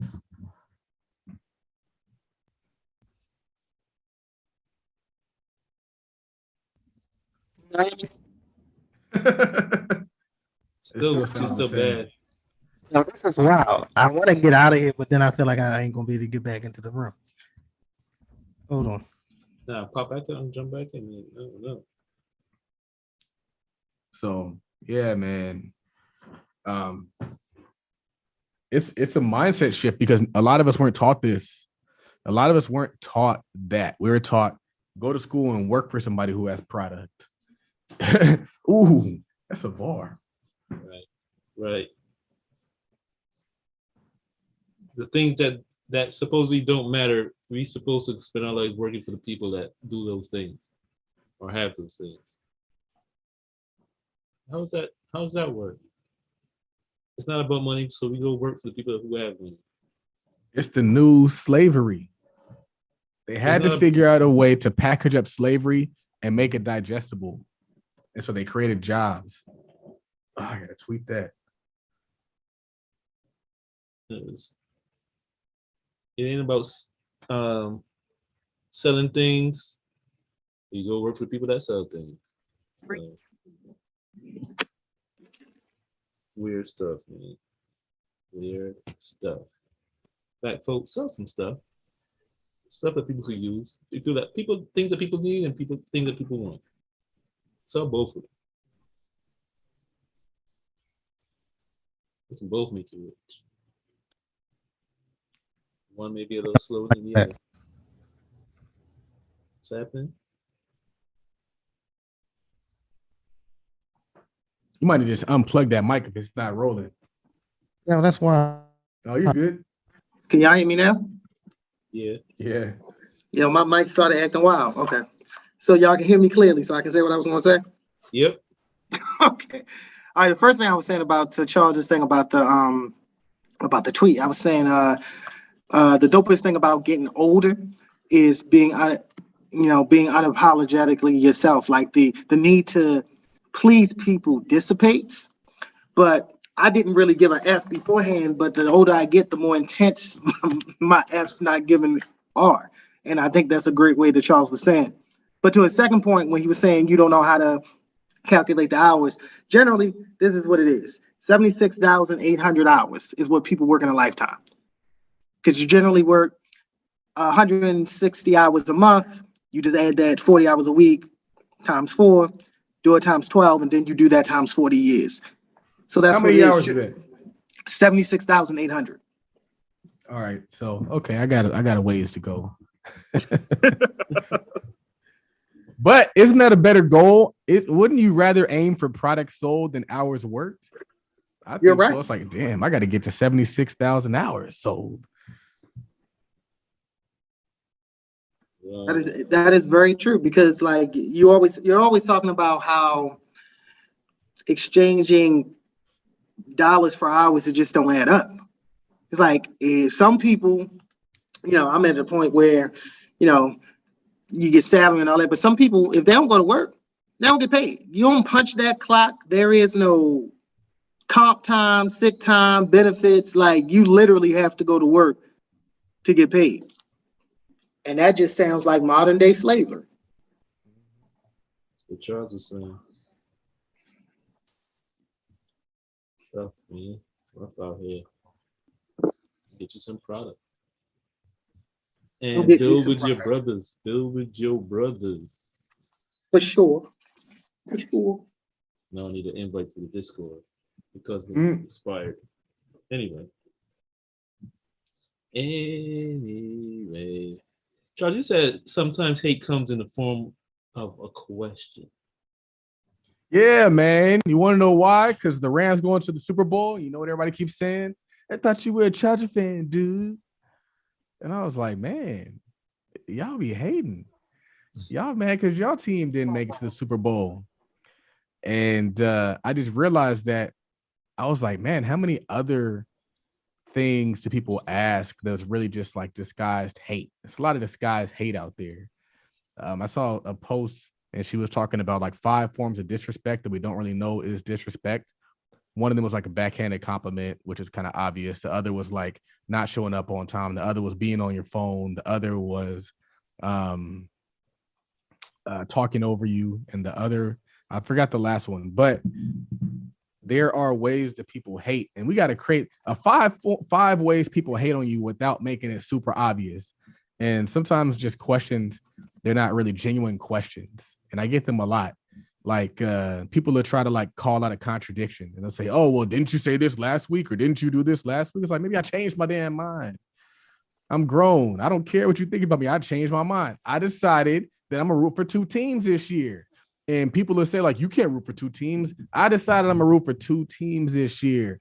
That's the goal of being old, is you don't get to tell me the rules. I make the rules. And the rules are, the team shares the same stadium. I've been going to both games all year. They have the same colors.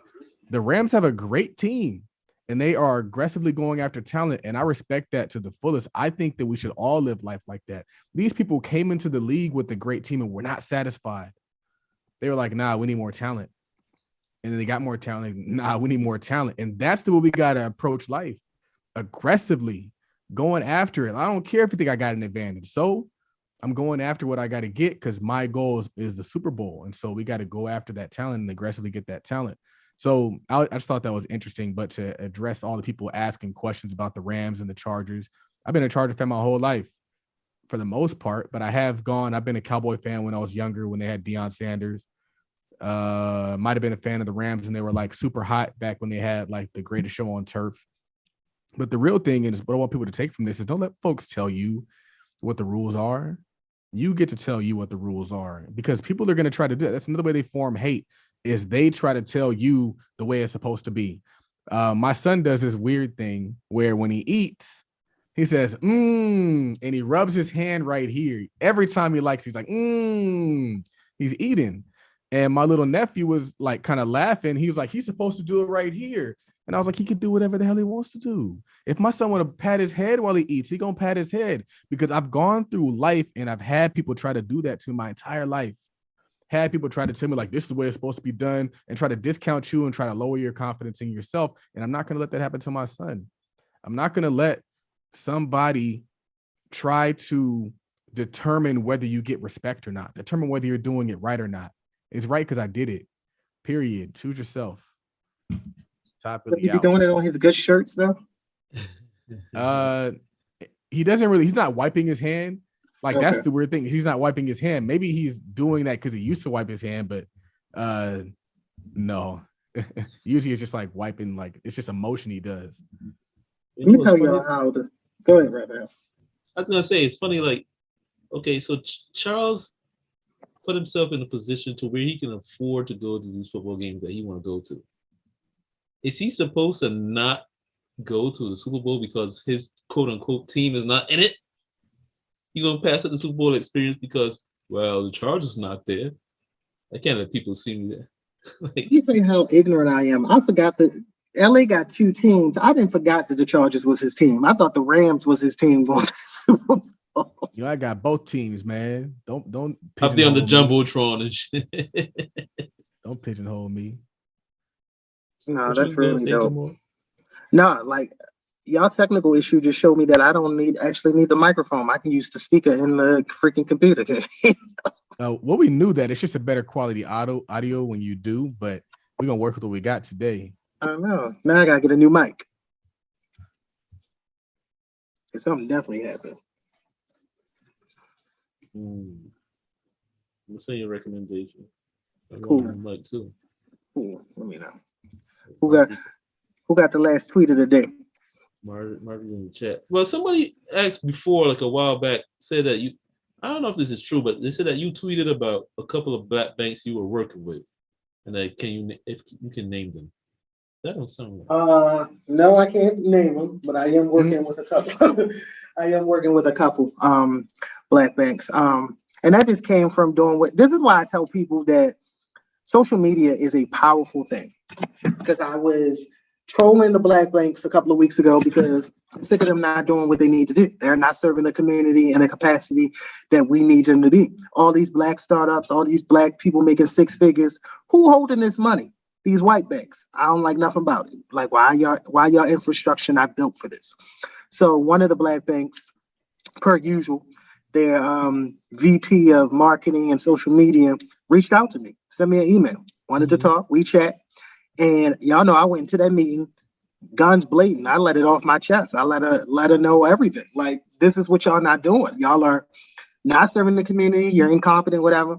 And I heard some of her ideas, and she challenged me in a way which I kind of like. She was like, "Okay, you know all these influencing people who are in tech and all that. Could we kind of maybe collaborate?" She says, "We're not a big bank, but we do have, mechanisms in place where, maybe they could look at our technology and get us together and all that." And I've been working on that avenue, trying to get some techies that I know to kind of talk with them, and not saying anything's going to happen, but the dialogue's open. The technology can be acquired and that type of thing. And that's what I mean. That's why I always talk to y'all about service, because somebody tweeted after I put that tweet up, she was like, "So how much are they paying you for these occasional conversations?" And I was like, that's y'all problem all the time. Like, y'all always want money up front for the culture. I want our culture to succeed. These black banks, at one point were the pillar of the community. They used to finance our home loans, finance the black churches getting built, like all that stuff. And through policy and racism and redlining, they've been whittled down. So yes, they need to be better. And yes, eventually, as this grows, perhaps we will talk about compensation. But for me, it's more about getting them to a position where they can even compensate anyone, not just me. But I want them in the future to compensate someone like Charles to come speak at, their convention or some stuff, or a $20,000 check, a TED talk or some stuff like that. So putting in the work in the beginning to help something in the culture is definitely, sometimes it's not always about the money. God has blessed me good. I'm living well, and more money will come, but I'm gonna do this for cultural reasons right now. Like sponsor the podcast, something. Man, come on, something like that. It's funny. I was thinking, slightly off topic, but so guy at my job asked me if I want to get down on like an investing challenge. He's trying to get people at work, like black folks at work, to start investing. He didn't have investment, so he wanted to get in on the challenge. He figured to get people started, $10 a week. I was like, I got my own things going on, whatever. Hey, you know what? I'm down. He's getting people interested. Nobody really signed up, so it's just me and him. Then we started talking, and then I let him know I got the podcast. So then last week he's like, man, I've been thinking about doing some stuff for like the kids in the neighborhood, and I guess since he feel like I got some a head on my shoulders, he want to collaborate with me, kind of like. So he want to do like the kind of thing, like get some school supplies and some backpacks and stuff, give some kids. He's like, I ain't got a lot of money, but we could start a little something, do something. I was like, you know what, this sounds interesting, because I've never done anything like that. I feel like I should. And then last night I was thinking like, yeah, what can we do to take this bigger, man? Like I was saying earlier, like too many kids just don't have a computer now.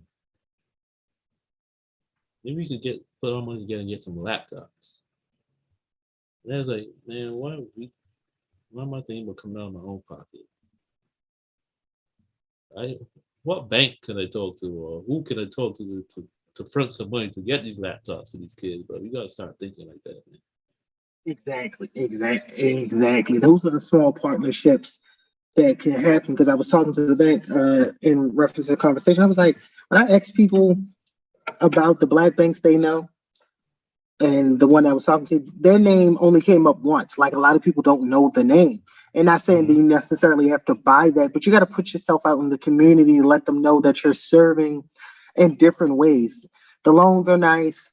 Investing in small businesses is cool, but your clientele is really the culture itself. So I think that's something definitely you and me should talk offline about, maybe hooking you up with the one that I'm dealing with now, to see if like that's something that they want to sponsor and get into to kind of build, because you guys have a big reach. This podcast reaches thousands of people. That's good advertisement for them. Charles, what you think? I'm down. Charles is down. That's where we need to be headed for on the podcast anyway. So get those sponsors, our collaborators. Doing something, shedding light, something. It's interesting because I feel like sometimes black banks, they don't innovate. They wait until it's been proven by other people and they hop into it. Mm-hmm. And I think that I got sent some merch from One United Bank. I have an account there. And they sent me like a mask, and they sent me something, and it said Bank Black. And I was like, that's cool.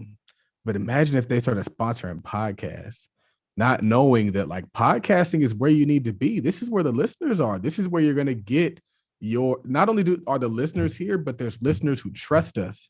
They listen to us every week. And so they're going to buy into what we're doing and what we're talking about and what we're promoting. So it's like LeBron James isn't the only person that has influence now. Yeah, you might, and you might not even be able to afford to get LeBron James, but you can afford to partner with us.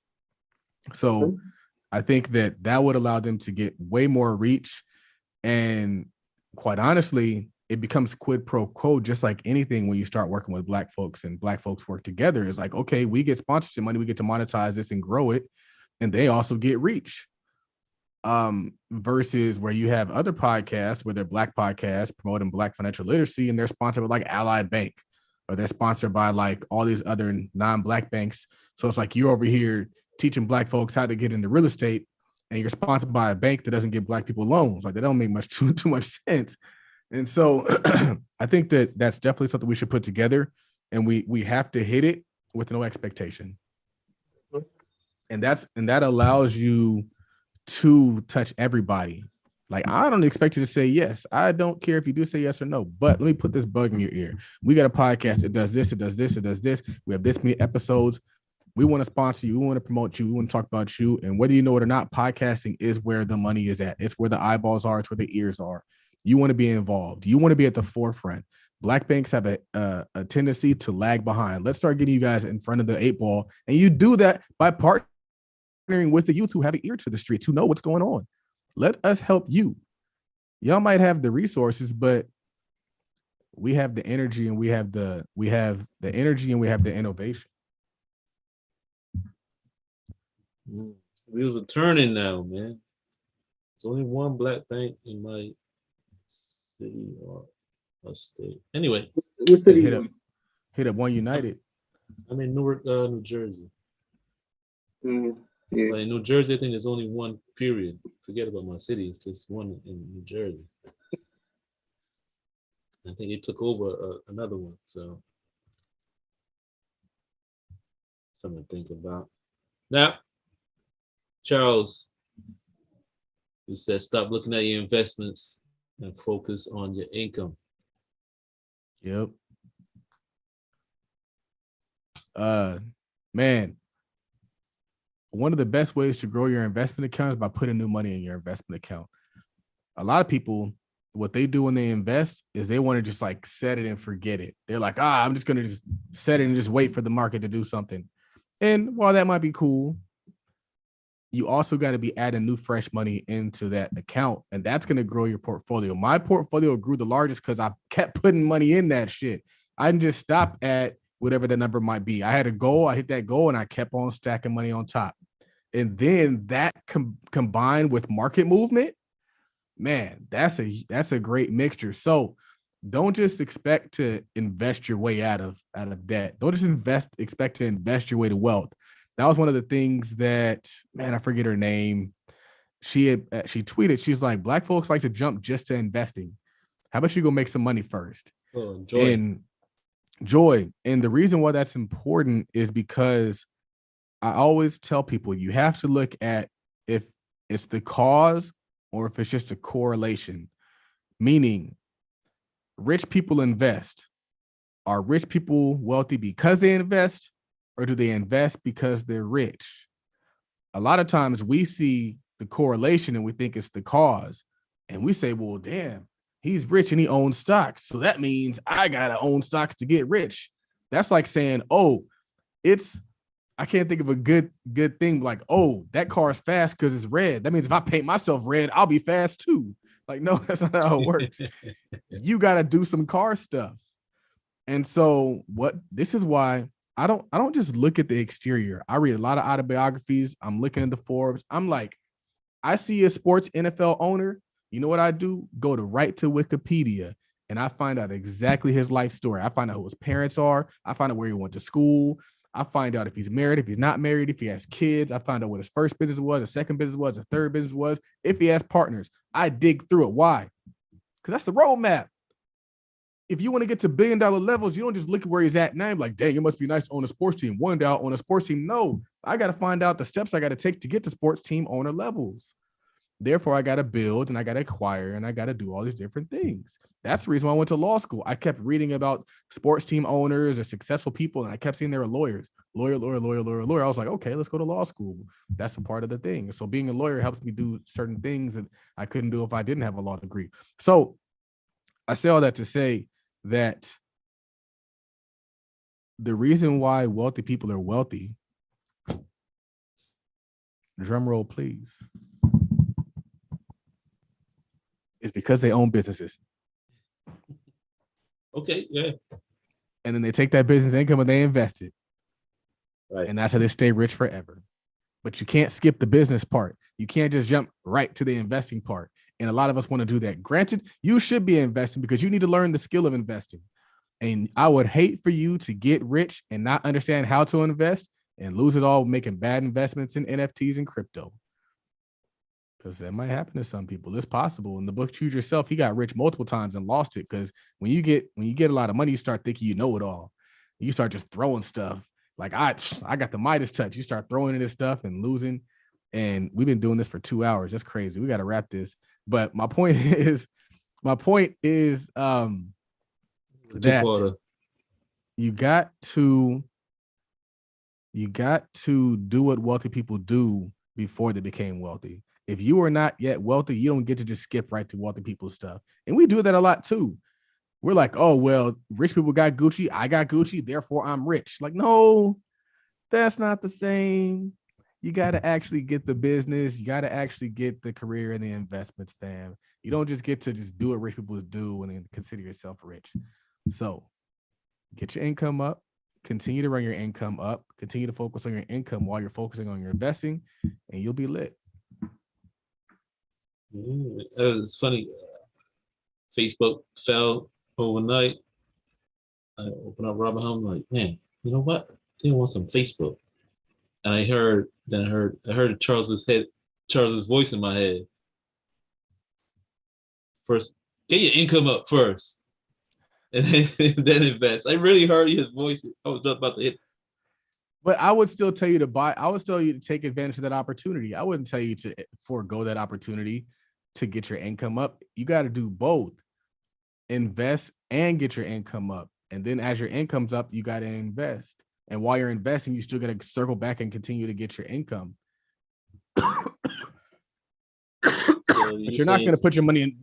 Don't put your money in Facebook and just be like, oh, Facebook going to take me to the promised land. My $5,000 worth of Facebook going to take me to the promised land. Like, no, fam. But the buy your $5,000 at this cost basis and then go get you some more money and put it in there. The thing is, it wasn't nowhere near $5,000. So it's like, there's no point to it. I wouldn't say that, fam. Don't be talking yourself out of your greatness. But then we got on the podcast and you say you bought something. Like, you know what? Let me buy something. God damn it, I did. Buy a little bit. Let me buy a little bit. Say that the last little bit about what Charles was saying about get income before you buy stocks. He said, I think it was a year or two ago when Charles said on podcast, he was like, and he was making a point about people who see wealthy people who own stocks and just jump right to that. He was like, don't do what you see me doing right now. You got to do what Todd Billy was doing 3 years ago to get to this point. Like, don't start the game in the middle of the game thinking you're going to start on the 50 goal line. Go back to the end zone and get the touchback and then slowly start bringing the ball out. So that's my little thing about that. Exactly. That brother is smart. So on the investing tip, so Charles, we supposed to be doing a talk for this lady and her women's group on the 23rd. Mm-hmm. This will be the first time that we'll be like kind of like doing a presentation together almost, like the first but not the last. First but not the last. We don't have to work that out. It's gonna be interesting. She's excited. I'm sure. What does she want us to talk about? The first thing I gotta circle back with her is because I want to find out like where her people are really at. Because the way she said it at first was like beginning investing. Like people that are not invested at all. So I was tell them to get their money up. I'm like, get your money up. All right. And then drop the mic and just hang up on like Zoom over. So I want to circle back to her and see like, are these people really beginner investing or what? Like, are these people starting from zero, don't know anything about stocks? So I'm going to circle back with her. You know what's the interesting thing about stock market education, Jamaal, is I feel like it's not that deep. What makes stock market education difficult isn't the fundamentals, isn't the basics. It's that the market changes every single day and it's always evolving. And I think that's what people struggle with is understanding what's going on a day to day. It's not so much that they don't know what a stock is, they don't know what a company is, they don't know what all that stuff is. It's like, all right, now what do I buy? And oh dang, now what do I buy because now there's bad news, or what do I do now that there's good news? And that's why you got a lot of people who make mistakes and buy shit at the top of the chart and everything because they don't know that that's not how you invest, fam. They see the market and investing as a fixed thing when the market is very fluid. That's why I be telling you, you got to be able to move with the ebbs and flows. You can't expect it to be the same. Hell, you can't expect it to be the same when it closed Monday at 4:30 and be the same when it opened Tuesday at 9:30. It's not going to be the same market. There's stuff going on overnight. I was looking at a while back. I opened up my Robinhood app and I'm looking at stuff and I see the numbers moving. I'm like, wait a minute. The market's closed. Well, why is the price changing on this shit? I'm like, I didn't know this happens. That's called that AH. Like after hours. I was like, oh shit, y'all having a party. We didn't know about this thing. I would advise everybody to get in somehow. Even if you got $10, buy some partial stock or something and start learning. I feel like it's easier to learn it once you got something in there. Absolutely. The interest is just naturally there. Like, yeah, you're checking it throughout the day. Like, oh shoot, I made some money. Oh shoot, I lost some money. Oh man, what's going on? That's why I tell people to get started investing now, because you can't learn how to ride a bike by looking at the bike. Like, oh, I'm gonna just go look at my bike. Like, no, like get on that shit. You can't just look at the stock market and turn on CNBC and learn how to invest. So I think our guest is getting tired, man. Let's let him get on out of here. No, I'm good. I'm listening to y'all. I'm trying to buy a couch for my office. No, I hear what y'all say in regards. It's definitely one of those things, just like business. Like all the stuff I learned in business school, I don't use 90% of that. Not saying it wasn't relevant. It's just the experience gave me a different perspective. I learned business and concepts, but the way I operate is quite different than I operate in real life, and that's okay. I mean, you're supposed to get the basics of it, but picking stocks, bro, it's not an actuary science. Like everybody does it differently, and everybody does it, and a lot of people do it differently successfully. There's more than one way to pick it. Like everyone always comes to me is like, how do you do it? How I tell them off top, how I do it may not work for you because I do research. And even after all the research, all the charts that I read, you know what the definitive answer is at the end, how I pick a stock? My instincts to tell it. There are stocks that the chart and the balance sheets have looked good. I was like, I ain't even gonna buy it. And I was right. It wasn't the right time to buy it. And I missed it, and I avoided a good loss. And there's been other times where I should have got in and I didn't. So it's all about having confidence in yourself and learning your mechanisms and your checks and balances.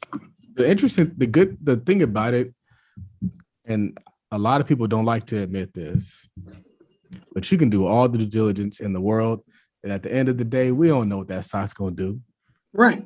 People don't like to hear that. They want to know. You said it was gonna go up and I was gonna make money, Charles. What happened? And that's why they invented diversification. I think you should even diversify your options contracts. Like a lot of people, when they get into options, they're just like, this is my option. And they don't diversify and they lose money. And they're like, damn, I lost money. Well, you only had one contract open. Maybe you should have opened 5. And if you would have opened 5, 2 would have hit, 3 would have tanked, and you would have been all right. Diversify your option contracts. That's a tweet. Yeah, for sure. Not just with the calls, but with the puts too. Exactly. Yeah, because the funny thing is, like, I'm not a stock guy. Will never claim to be an expert. But here's the thing: when I hear that Facebook dropped 20%, and then I wake up in the morning, they say it dropped 25%. I'm like, that's rare. That's very rare. I'm like, what we really think is going to happen with Facebook? You think it's just going to let it keep drop? Like, do we not think Facebook is going to figure something out?